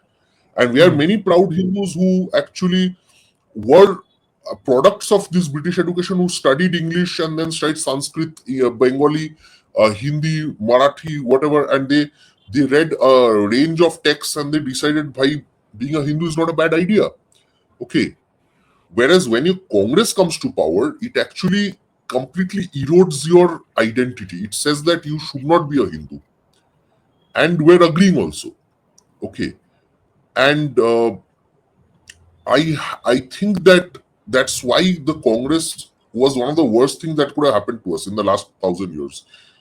While we have a majority country, the rights are nowhere with the majority, and the rights are, in the name of minority rights, they have overstuffed some groups with too many rights and powers, like the Waqf Act that now is creating so many problems. So, in a sense, I don't think that the damage that the Congress did was even close to what the British and Mughals did. Even I would say Mughals to that extent. Okay. Ram Well, Rai Congress existed killed less people, maybe. Yeah, but if you kill if you keep a population alive, which is basically a hostage, or which is basically a Stockholm syndrome wala population, then in a sense you have killed them off. You have committed cultural genocide in that sense.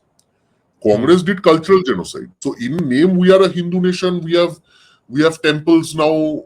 Again, but people don't care if temples are being destroyed or the Hindu identity is being challenged systematically. Nobody cares, because being a Hindu is a crime now because of Congress, right? Exactly. The I think Boishalidhi has given a very a very succinct comment on this, and I think that's exactly how they did it. This Now, was in a way yeah, go on. more dangerous than a guy like Raja Rammohn Roy, who see, Raja Rammohn Roy has many problems and issues. Okay, but at some level, even he had to say that the Vedas are the most superior text and all that. Okay, right now you have people who, given a chance, will burn the Vedas at a drop of a hat. That kind of thing. You have Brahmins who will burn Hindu texts. The first thing. Okay, that Congress and left have achieved. For example, Somnath Chatterjee's father was a Hindu Mahasabha leader, and Somnath Chatterjee became a card-carrying communist and a great communist leader who would not be caught dead going to a temple, right? Or who will not be caught dead saying that he's a Hindu. So that look at the kind of leaders that were being produced by each regime, okay, organically. Then you will understand who has damaged the most. And if Congress was born out of British rule, of course, Congress was a British agent. Congress leaders were British agents. That I'm not contesting. The British had to actively destroy this seed of nationalism that was growing after 1857. So they introduced Congress and then CPIM and then all these things, they converted people. But my point is this, that in that sense, they had to make an active commitment to destroying Hindus or Hindu nationalism. And that should have been cured after 1947. So if the British did create Congress, we as a community should have told the Congress ki bhai, theek hai, British chale gaya na. So now you become Hindu or whatever. We have just faced partition. We've just had a very traumatic partition where crores of people were displaced and killed. So then you should now change. But we never held them accountable. And taking that chance, Congress actually, like Boishalidhi said, that Congress destroyed actively our identity. Till the 1940s, you had proper Hindu leaders. After 1950s, the number of Hindu leaders have just disappeared. The educated, nice, like what I'm talking about, the gentleman Hindu leaders like Rajbihari Bose, Savarkar, Shyama Prasad Mukherjee, Aurobindo, even Netaji Subhash was not anti-Hindu like they keep trying to show, Bangla Pokho and all. Netaji Subhash was a very religious Hindu, in fact. He not have agreed with Savarkar's ideology completely. Let's not forget that Netaji Subhash had gone to Rajbihari Bose, who was the president of Hindu Mahasabha in Japan. Okay, and Rajbihari Bose was the one who gave him the mantle of the INA. So Hindu Mahasabha, and then you see communists like Bhagat Singh, socialists actually like Bhagat Singh, who are avenging the death of Lala Lajpat Rai, because Lala Lajpat Rai got killed during the protests against slaughterers. Now Lala Lajpat Rai was a Hindu Mahasabha leader. So Bhagat Singh and all these people, they were not opposed to the idea of being Hindu, right? And even wrote essays about how Hindi is great. And that's the whole point. That even till the 1950s, you have leaders who are not afraid to say I am Hindu in public. But after the 40s and 50s, you're like, people are scared to even say the word Hindu. So how is that being achieved? Yeah, we as a society, the premise you use that we as a society should have done this. That phrase does not apply to Hindu society. We have to remember that. There's no we and there's no we as a society, definitely. But I'd like to point out to you that Kanchan Gupta came on Kushal Mehra's podcast a few days back and pointed out something very interesting, that only when we talk about reforms among Indian Muslims, commies, journalists, academics start talking about bringing the society along with the legislation. But when Nehru made the laws for Hindus and stuff, was the society brought along? It was all impositions only, which the Hindus, being, I guess, lazy enough, they just accepted it, or they went on going on.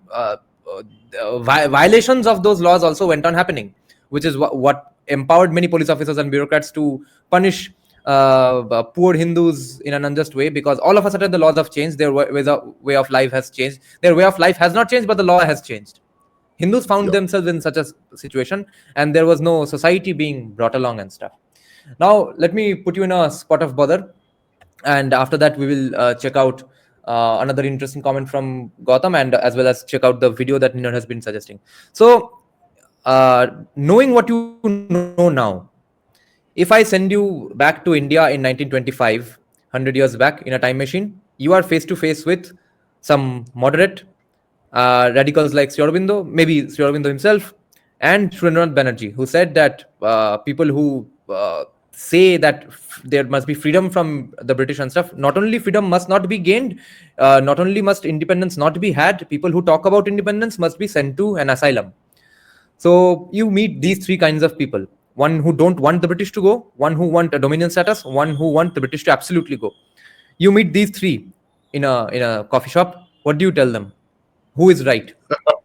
How do you convince them? I see. It's problematic to be a presentism at that time. Perhaps if I was young at that time and a young guy, maybe I would have gone with somebody like Sri Aurobindo. Okay, but having said that, we are 70 years after independence, right? And that's the whole point. Like right now, it seems like a lot of decisions were not right, or a lot of things. Of course, who would want a foreign power to rule over them, right? Who would want the Churchillian famines to kill people? Nobody would want. Wait, I have a problem with the "who would want" phrase, because even that's presentism. Because in 1925, many people were foreigners already.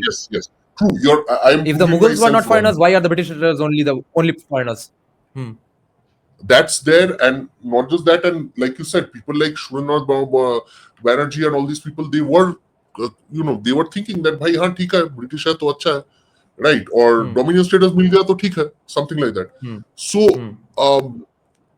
perhaps they were right, and that's what I'm arguing. Like, it's it's a presentist argument to take these things and evaluate them in the light of information we have now.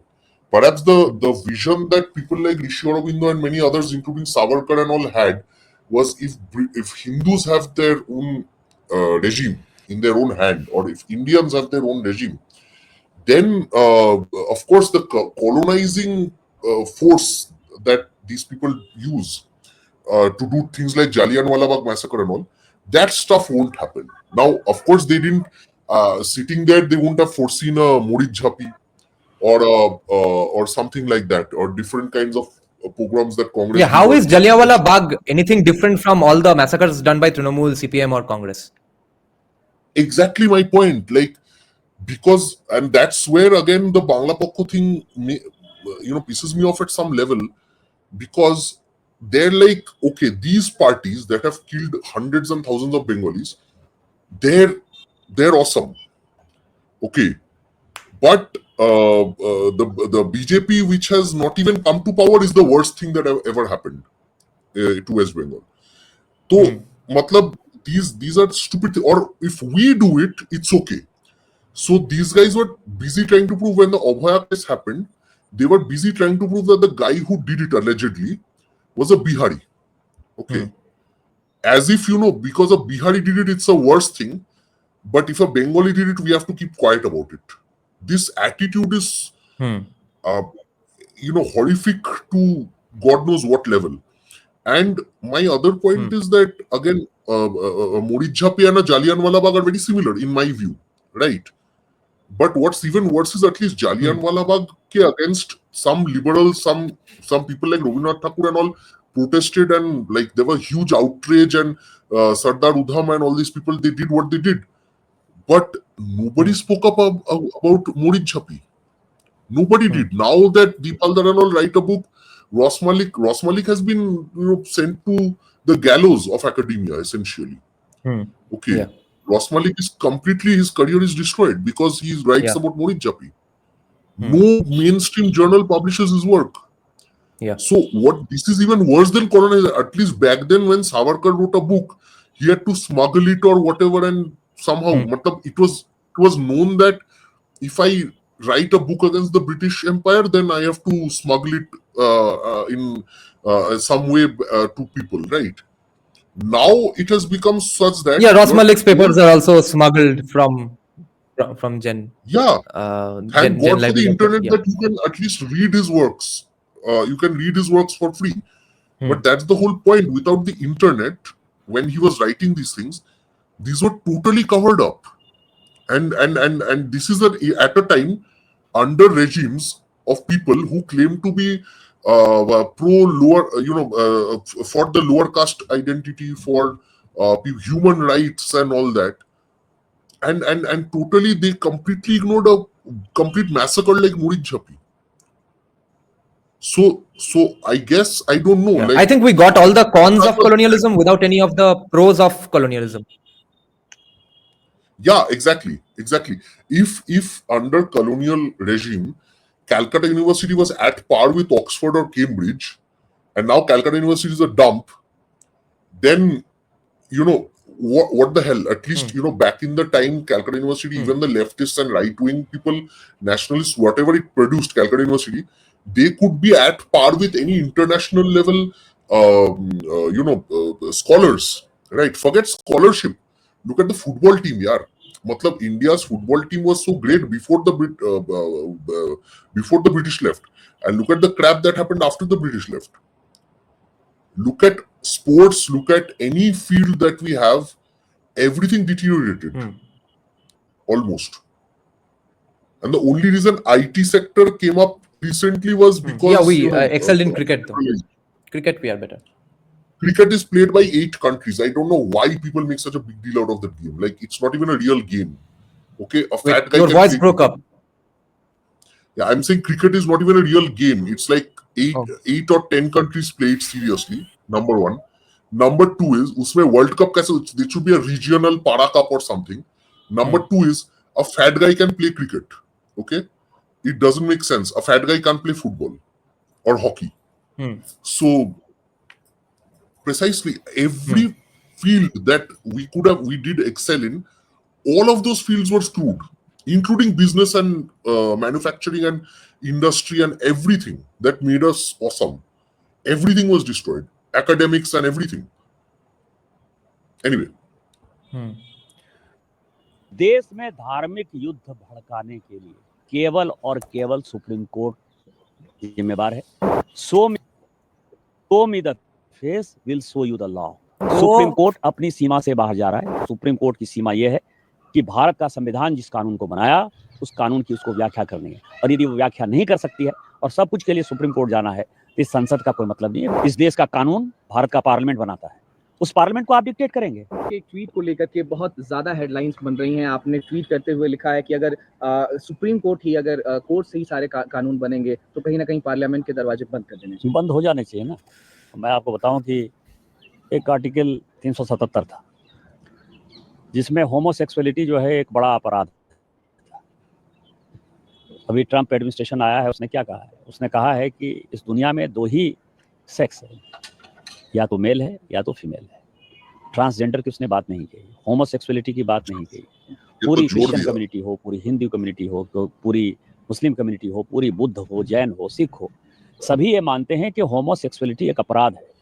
Supreme court ने one fine morning कहा कि नहीं, ये case हम abolish करते हैं, ये article abolish करते हैं। हमने आईटी एक्ट बनाया। आईटी एक्ट में सबसे ज्यादा दुखी कौन है?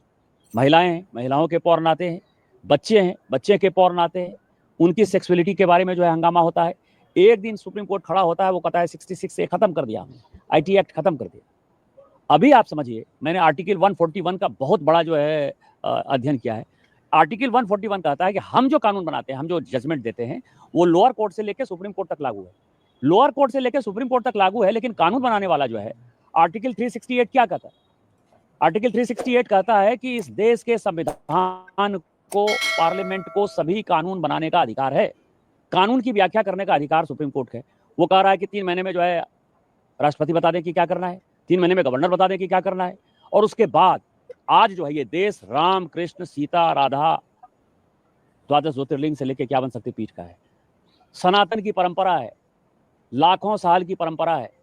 आप जब राम मंदिर का विषय होता है तो आप राम मंदिर में कहते हो कि कागज दिखाओ, कागज दिखाओ। कृष्ण जन्मभूमि का मामला आएगा मथुरा में तो कहोगे कागज दिखाओ। आप जब शिव की बात होगी, ज्ञान वापी मस्जिद की बात आएगी, कागज दिखाओ। और आज केवल आप मुगलों के आने के बाद जो मस्जिद बने हैं उसके लिए कहते हैं कि आप कागज कहां से दिखाओ। इस देश में धार्मिक युद्ध भड़काने के लिए केवल और केवल सुप्रीम कोर्ट जिम्मेवार है। सुप्रीम कोर्ट का एकमात्र उद्देश्य है, show me the face will show you the law. Supreme court अपनी सीमा से बाहर जा रहा है। सुप्रीम कोर्ट की सीमा यह है I think संविधान जिस कानून को had बनाया, a उस कानून की उसको we have a व्याख्या pretty करनी good है। idea यदि of वो what व्याख्या he's नहीं saying. कर सकती है और सब कुछ के लिए सुप्रीम कोर्ट जाना है, इस संसद का कोई मतलब नहीं है, विधानसभा का कोई मतलब नहीं, उसको बंद कर देना चाहिए। जो अपॉइंटिंग अथॉरिटी है उसको आप निर्देश कैसे दे सकते हैं? भारत के नजीर की एक जजमेंट है, 1942 की प्रिवी काउंसिल की जजमेंट है, उसमें यह कहा गया कि So you see, I'm going to take Gautam's question on this topic kind of, but the point of criticism was very significant, but he screwed it up with his misinformed details you about should US society and US politics. get some bongs on AK your Brahmo is saying research. Savarkar wasn't. Yeah. AK Brahmo is saying Savarkar wasn't an Orthodox Hindu, neither was Vivekananda or Vidyasagar. I'm beginning to think between the ultra-Orthodox and the left lies a golden ratio of Hindutva, agnostic, traditionalist. AK Brahmo, first of all, that's the same as in the case of Israel as well, right? The Orthodox Jews are against the survival of the Jewish state or Israel because they believe अगर भगवान को बचाना होता तो वो बचा लेते. The very fact that Israel exists even after so many people were killed, that means you are going against God's will. You know this, right? So yes, that's the same with our Orthodox Hindus as well. And Orthodox Hindus were happy to vote for any other party. Hindutva has nothing to do with Hindu religiosity. Hindutva definitely has nothing to do with Hindu orthodoxies. The day this becomes clear, many other discourses will flow and things will get easier. And acharas, rituals are not Sanatan. The way of looking at the world, that philosophy is Sanatan. Now, No, I think and I've had many arguments with. To take. Did you want to add something? Yes, I wanted to say that I've had many arguments with trads on this that, and I don't deny that certainly some of the most dedicated Hindutva fighters. I'm not going to say people who set the narrative. I'm not going to talk about those people. I'm saying the people on the ground who are going to do the Babri Masjid thing and all that, right? They certainly have both together. Like their Hindutva consciousness is almost tied to their religiosity. Okay. But again, for the leadership class and many others, including many upper castes as well, it's actually two very different things. So, like for maybe perhaps the lower rungs of society, these two are similar. But for the more upwards you go, God becomes an ATM, and your ideas are what needs to get you power.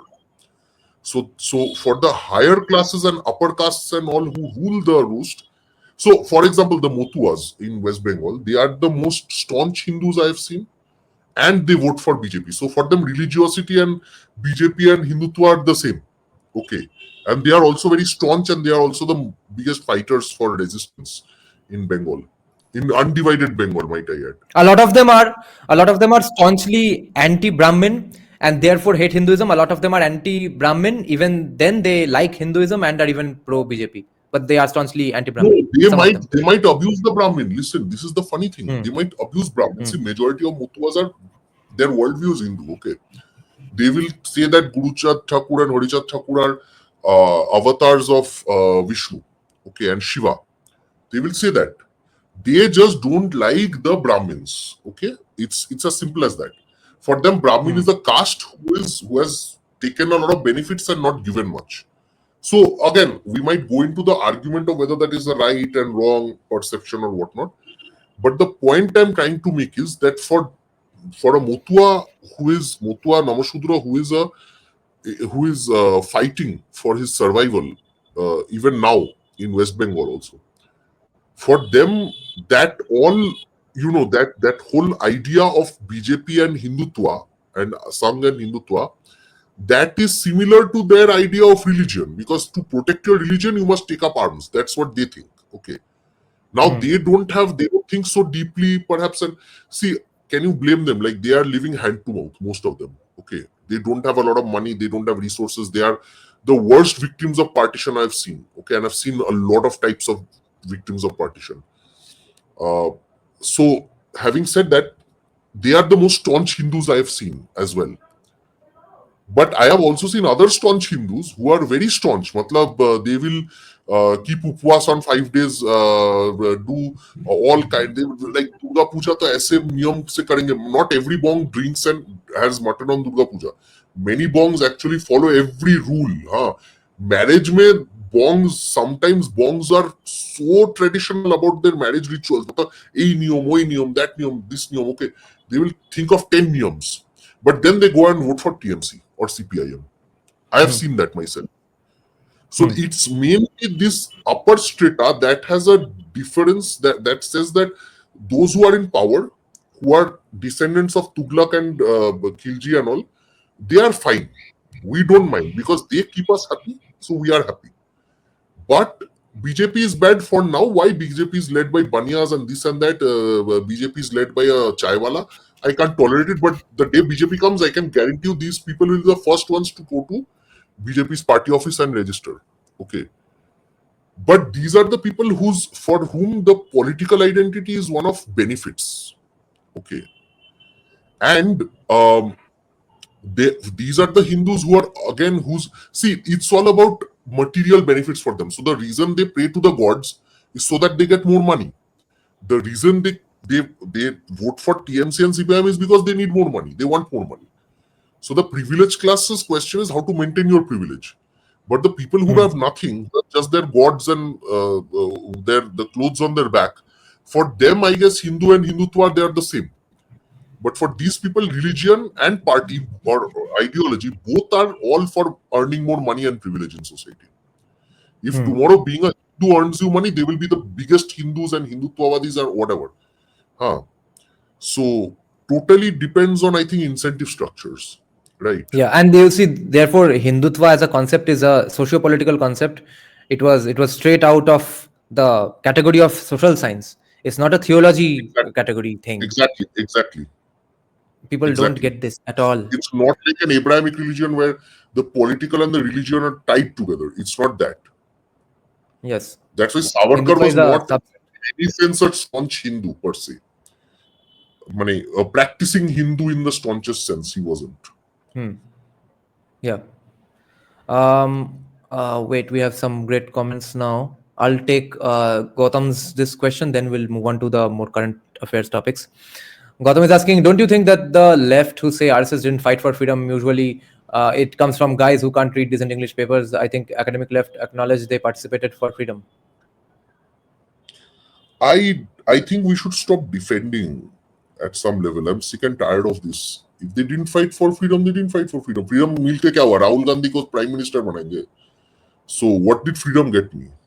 Fool wale chacha No, as but prime minister. that's not the discourse. The discourse is that yes, even RSS and BJP claim to be nationalists, and even then they didn't fight for the freedom. Then how can you call yourself a this is nationalist? the problem.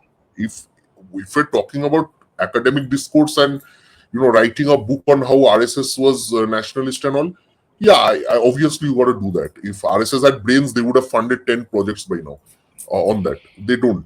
Forget that. But my point is, if you're just going to argue with a commie, then say, yeah, I mean, what did we get out of the freedom struggle? I respect RSS for not even participating in it, if at all. So I think the British were better rulers. So I would say that. Now, if you have to write a book, go ahead. But trust me on one thing. If it's about a street fight of ideas, you got punches. Okay. It's not about taking a punch and then saying that, okay, the punch didn't really hit me that hard, or okay, I'm going to recover and come back from this. It's not that. It's got to be about hitting back all the time. Offense is the best defense. Now, Rishabh Agarwal is asking, the main question is BJP going to come to power in West Bengal in 2026? Yeah, don't say is BJP going to come. So, okay, yeah. I have a feeling yes, but if I say yes and then it doesn't, and then you guys start abusing me, I have nothing to say. So, I think yes. I think it's BJP's election to lose, but even now things are still not all that. It's not an united front behind Shubhendu. That's the way it has to be in Bengal. My logic is completely different. You don't need a united front. You don't need cadres. You don't need anything. You need Narendra Modi to think that I want Bengal. That's all you need. And this is not some master stroke. Might be thinking it in his mind, and even then not resulting into united support behind Shubhendu. No. That's what I'm trying to tell you. The only thing standing between Mamta's regime ending and BJP starting is Narendra Modi's will. I am telling you. It did not happen till 2025. That much I can tell you. Okay. And that is not because Narendra Modi is an all-powerful god and his decision will be manifested. No.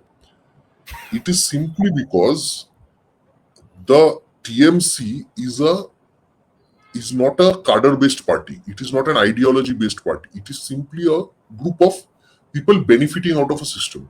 Okay. System को जिस दिन खत्म करोगे TMC खत्म हो जाएगा. But the BJP has kept the system alive for its own benefits. And can we blame the BJP? I don't know. They are also in alliance with PDP in Kashmir. So, I don't know.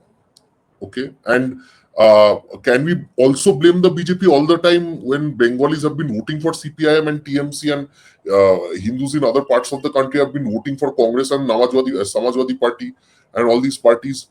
And then they claim that why isn't BJP Hindu enough? Okay. So it's a bit problematic in my opinion. But in the end, I think it's BJP's election to lose now. Jyotiraditya is asking, do most Bengalis today respect Ma Durga anymore? The puja has become more of a modern art, political, social agenda festival than a religious festival. That's only for the post-90s generation, not for the ones born before 1990. What do you think? I agree with you largely. I think there are still going to be a section of people who take it very seriously. But the more vocal and I would say NACA sections, they are more about this show off and atheism and atheist name. Honestly, you know what pisses me off? The CPIM stalls in front of every Durga Puja. Okay. And these stalls are all abusing the thing that's going on inside. And nobody ever questions it. Nobody.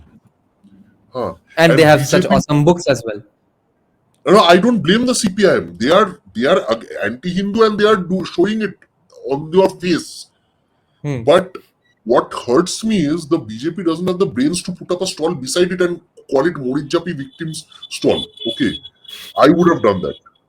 If I had money, BJP has a ton of money, crores of rupees in electoral bonds, and I would have made it won't even cost 1 crore. Trust me. Put small stalls saying reality of CPIM, reality of Morijjapi right beside the Yeah. CPIM stall and Yeah. kept it. Yeah. Utna bhi kar lo to chalega. They have no brains. Honestly, they have. It's very annoying at times. Since the Indian right wing is always late to the party and complaining about the party, therefore they don't understand that the game, the way to fight the game is going on evolving. The rules have not completely changed, but they keep evolving. At least they keep rhyming with past situations. So today they will have some good books like Dr. Maulay Patla's book, maybe even in a right wing or Hindutva the bookstall, even if it is in front of the Durga Puja and stuff. But I don't know if they prioritize, they have it as a priority in their mind, even that they are supposed to reach to the other side.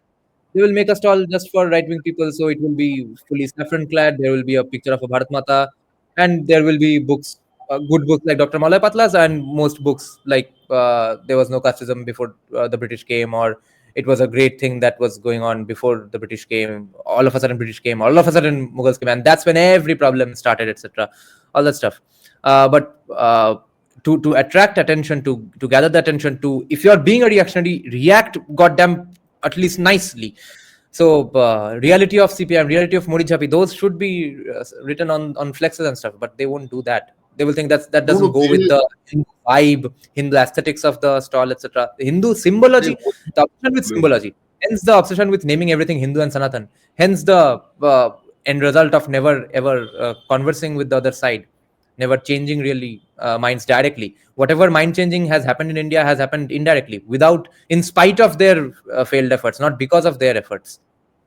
The thing is, who wins a street fight?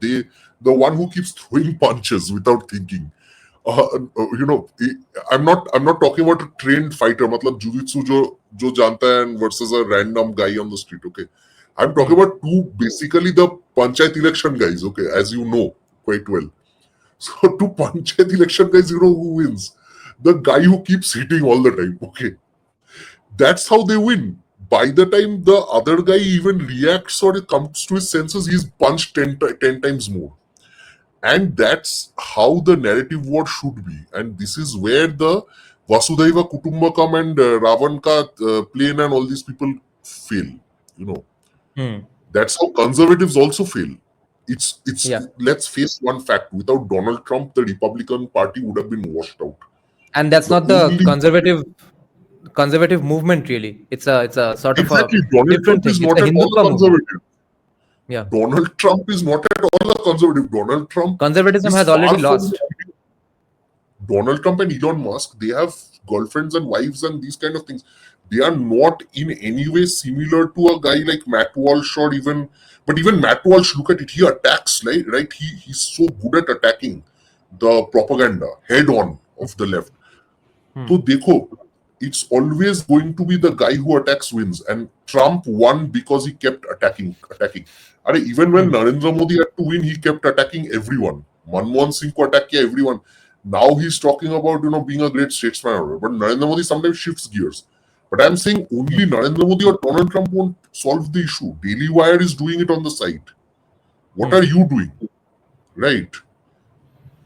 Yeah, if they make a Daily Wire, they'll call it Sanatan Wire, Hindu Wire, or something, and then it will be effective. Exactly.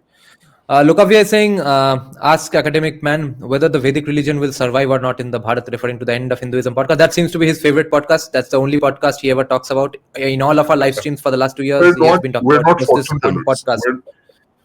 We're not fortune tellers, honestly. I can perhaps with some degree of certainty say that some part of the world will always have these kind of thoughts. Vedic religion type religion, or maybe Vedic religion itself will survive in some form or the other. Whether it will survive in the present geography of India, that is, I don't know. Here to learn is saying, wanna say anything about the Rambam accusations as well as the BJ Mool theory existing simultaneously? No, one thing I can say, Rambam do not exist. BJ Mool definitely existed till 2024. BJ Mool definitely existed and worked. Rambam never exists because BAM is totally working for TMC. Rather, you should say Communist Trinamool Party. That's the new party. Okay.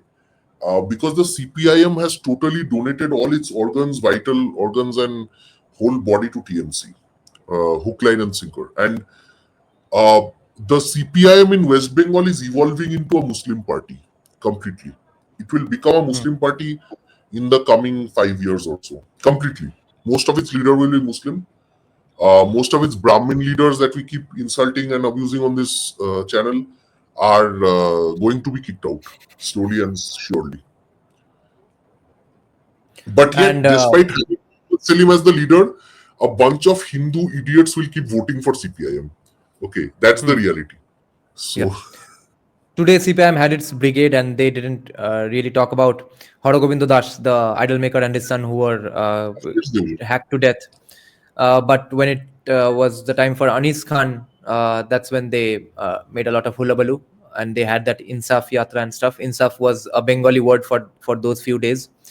Gautam Varun is asking, do Bengalis acknowledge that BJP is the main opposition party, or TMC, or they think of CPIM, etc.? Vast majority of Bengalis think of BJP as the main opposition. But I'll tell you how. There's a channel called Beatkel Bengali, okay? He's a comedian. He's a decent comedian in Bengali. So recently he took out a video called When You Don't Support a Party, and he kept saying BJP and Trinamool, okay? He never even once mentioned CPIM. So, matlab, even when a comedian and all, they don't even mention the CPIM, then remember that the CPIM is not really in contention for power in any sense. Now, the next comment is from the rapper Old Boy in Town. I think the reason why BJP is not taking West Bengal seriously is because they want the Bengalis to see what they have brought upon themselves. They want us to understand why they need BJP and not vice versa. I agree with you partially till 2025 mid. I agree with you mostly, but I'm also saying that West Bengal has 42 Lok Sabha seats, so it's not a joke for 2029. And remember what happened in 2024. So that's all I will say. Anidash is asking, what's AcademicMan's thoughts on BJP's recent video indicating UCC is on its way? Matlab, if it took them like 10 years, great, good for us. It's still not, doesn't apply to scheduled tribes, I guess, right? Bhai, scheduled tribe chhod do, normal kar lo na. Matlab, polygamy is still allowed in this country. How the hell is that like still allowed? No, it's still going to be allowed for scheduled tribes. UCC is not going to apply to them. Forget scheduled tribes. That's what I'm saying. Like, polygamy is allowed for 20-25% of this country. So it's going to be now allowed for 9. It's still going to be allowed for 9% of the country. वो होने दो ना. Problem क्या है? Yeah, it's still soft bigotry of low expectations. Yeah, at some level, see, it's actually, we've been backstabbed so many times by so many groups of people that at this point we're going to take anything you get, basically. So, yeah, a UCC, whatever, even excluding STs, I would still accept it at some. I mean, I am nobody to accept it, but I'd still think of it as a win at this point. Yeah, it's still going to keep loopholes that are going to fuck us in the future, because anytime you don't apply a law equally on everybody in the country, that's when you are leaving room for something to get fucked up in the future. Laws always must be equal for everyone, and that's something India has never done and has always gone on shooting itself on the foot there as a result of that. True. Now, I don't disagree with you on this. All I'm saying is it's so sad that, I mean, we're a country where every community has its own laws, so that's weird. We should just get rid of these things. But anyway, not going to happen anytime soon, as you can see. Do you think BJP really has brains to fund sociology that works for Indian interests? They'll only fund so-called Vedic maths and push Bhagwan, in my opinion. Yeah. Yes, that's a big concern. that I have, that even if BJP does fund it, will they maybe they'll say that do sociological studies on how Article 370 helped and all that. I'm not totally opposed to that, but like I said, if it's about one person's achievements or one government's achievements or some fake ideology regarding some, or not fake ideology, like some ideas related to the past that most people laugh at, that kind of thing, then it's somewhat a problem. Like, and honestly, like I said, these people aren't in the mood to attack. I don't know why, but they aren't in the mood to attack. And by attack, I mean ideologically, through narratives. That aspect is so underdeveloped. If Americans can study India, why can't Indians study America? Right? Why can't Indians study Europe? It's not even that difficult. Yeah, we have been kind of we have been left behind in history academia. We have kind of caught up to it. Now it's time to take up sociology, anthropology as well. I've noticed this repeatedly. A sociologist with no knowledge of history is an absolute mindfuck to talk to. Completely an absolute dumb fuck of a person.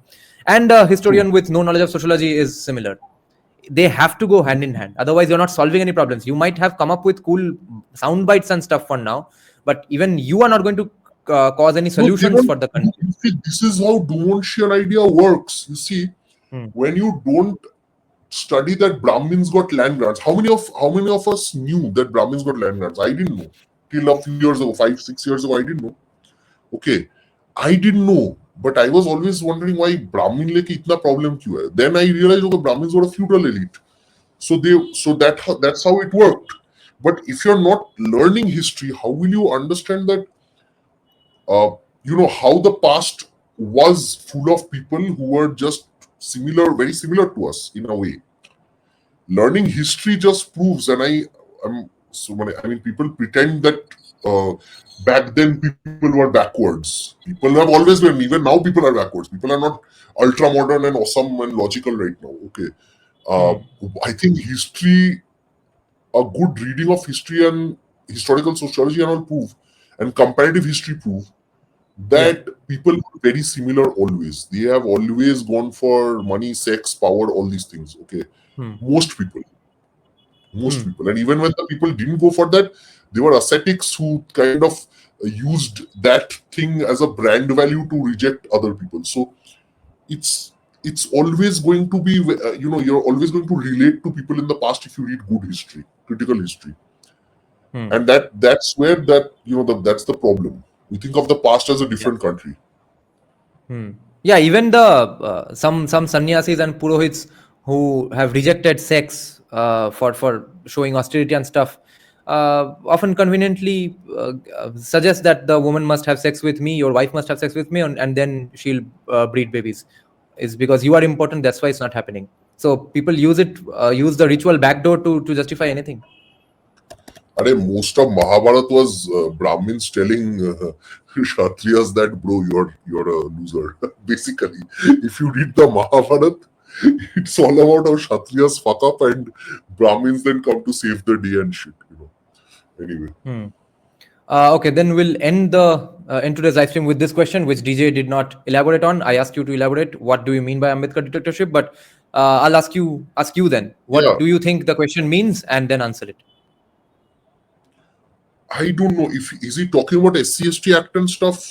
Then yes, it's a real thing and it's been used a lot, right? And I mean, what can I say? It has, like I said, does the SC/ST Act and stuff have a lot to do with Ambedkar's core philosophy? That is a question. None of them have read Pakistan or Partition of India.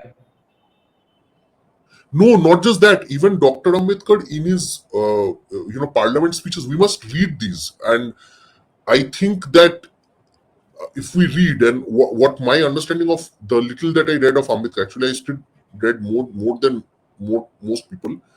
But even then, I have a belief that he was more of a classical liberal than an actual radical.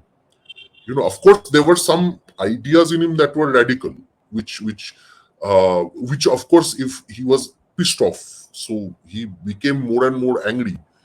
But even deep down inside, he was more of a classical liberal. That's what I believe. No, the fact that we can't go against any of his opinion. अरे उसका opinion क्या है किसको मालूम है? That's the whole point. How many have even read Ambedkar? And how many have read fully? तो छोड़ दो. मतलब his top 10 books who has read. That's the biggest problem. Now, okay, I have one question to end the live stream today with. The fact that we were right now talking about and criticizing this idea of this phenomenon of some sociologists having no knowledge of history and some historians having no knowledge of Can I just sociology. make one small interjection? Old boy in the top is saying latest avatar of Buddha. I know what you're referring to. My point is, Dr. Ambedkar wrote a book called Buddha versus Marx. It is the best takedown of Marxism I have seen in a long time. Okay. Buddha versus Marx. I think you should read it on your channel. It's available for free online anywhere. It's a brilliant takedown of Marxism. Okay. So that's what I'm saying. Don't take this question, answer this in yes or no. Yes, there are caste studies on caste in Sri Lanka, which is a Buddhist country. You can read these. Thailand, Cambodia, utna nahi malum, but Sri Lanka, definitely there were caste hierarchies. There was an anthropologist who did work on Sri Lanka. I keep forgetting. A.M. Hokart, by the way, A.M. Hokart's idea of caste came while he was posted in Sri Lanka. And A.M. Hokart is the guru of whom? A.M. Hokart is the guru of Declan Quigley. Oh, yeah. He never came to India per se. A.M. Hokart studied India, and he was posted in Sri Lanka as the anthropological commission, of Sri Lanka. And he said that bhai ye caste jo system hai ye har desh mein hai. He said that. And he was posted in Sri Lanka. Ceylon. I see. So yes. And that is spanning with this question. It seems to be important to him. Yeah, go on. Japan was a Buddhist country, so Japan ke caste system ke bare mein bahut kuch likha hai. So will PM Modi become president in 2027, and will there be mid-elections? I honestly can't say. I have something to respond to Aftudni. He or she is saying Ambedkarite discourse will never be mainstream in India. Or kitna mainstream hoga? How is it not mainstream already? Yeah, it's the mainest of mainstreams. What is perceived of as Ambedkarism is now pretty mainstream. Whether it's what he wrote is not ever going to be mainstream, because what he actually wrote is so dangerous. It's even dangerous for BJP or any other political party in India to consider. No, puja of Ambedkar is Ambedkarism, hence the ism. Critical thinking has nothing to do with isms. But I think honestly speaking, if Ambedkar were alive to see that his murtis are being done puja with, I think he would have lost his, he would have gone very angry. So what I want to end the live stream is the question that we were discussing, that some sociologists have no knowledge of history, some historians have no knowledge of sociology. We are looking for a situation where there is more cross-discipline research work and stuff. Was there a time in history, or at least in Indian academic history, when this was the case, that people had broad knowledge of all these subjects? And when did it become so isolated? No, so there is a book on historical sociology in India. So very funnily enough, actually, there were some people, Vinadas and all, who did study some historical things. There were people like Ghure. Now, Ghure was kind of like an indirect student of Risley. Okay. Now, Ghure was nationalist, but he was also kind of into Risley and stuff. Like, he couldn't deny the racial thing. Okay. Matlab, he thought that caste has a racial basis. But not the way Risley thought it would. Risley was like, naak ka measurement lo, or if your nose is pointed, then you're a Brahmin. If your nose is flat, you're a Dalit. That kind of That was PC Mohalanobish's research work as well. He was busy measuring skulls and stuff. These people and then were decided that bureaucrats must run the country. Yeah, anthropometry was a legit subject back in the day, and these people were products of that system. So, right. Having said that, proper historical sociology very few people have done, because historians, if you read the kind of works that historians have done, it is very very different from the kind of work sociologists have done. And it's still not even close. Like historical sociology in India is very underdeveloped. Very underdeveloped. I see. Historians still what- read sociology. Like somebody like Dirks and all, you would find like Dirks is actually an anthropologist who became a historian later, Bernard Cohn and all. But Right. even then, it's modern sociology. मतलब India में ancient India को लेके जो sociological analysis करना है, that very few people have done after Max Weber. Sociology में, Right. history में तो लोग करते ही रहते हैं. History people are- Anthropology में it's happening. Yeah, anthropology and sociology में बहुत कम लोग किए. Hmm. Anyway, चलो. Oh, wait, I had to ask just one other thing. Wait, did I forget? Yeah, I forgot it. I'll ask some. It Okay. was not that important. It had something to do with Nicholas Dirks only. Okay. Thank you for joining, guys. Thank you, Academic Man, for the second time coming to our podcast. See you guys soon. Good night, Academic Man. যদি সবাই ফিরে যায় ওরে ওরে ও ভাগা সবাই ফিরে যায় যদি গহন পথে যাওয়ার কালে কেউ ফিরে না যায় তবে পথের কাটা তুই রক্ত মাখা চরণ তলে একলা দলরে তুই রক্ত মাখা চরণ তলে একলা দলরে যদি তোর ডাক শুনে কেউ না আসে তবে একলা চলো রে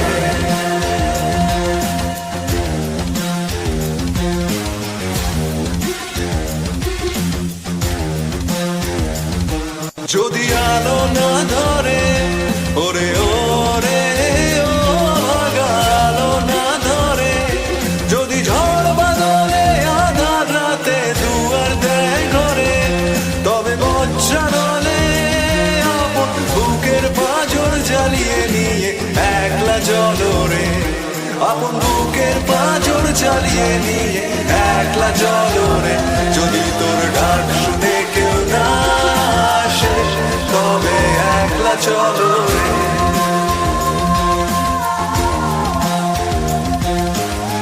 একলা চলো একলা চলো একলা চলো একলা চলো রে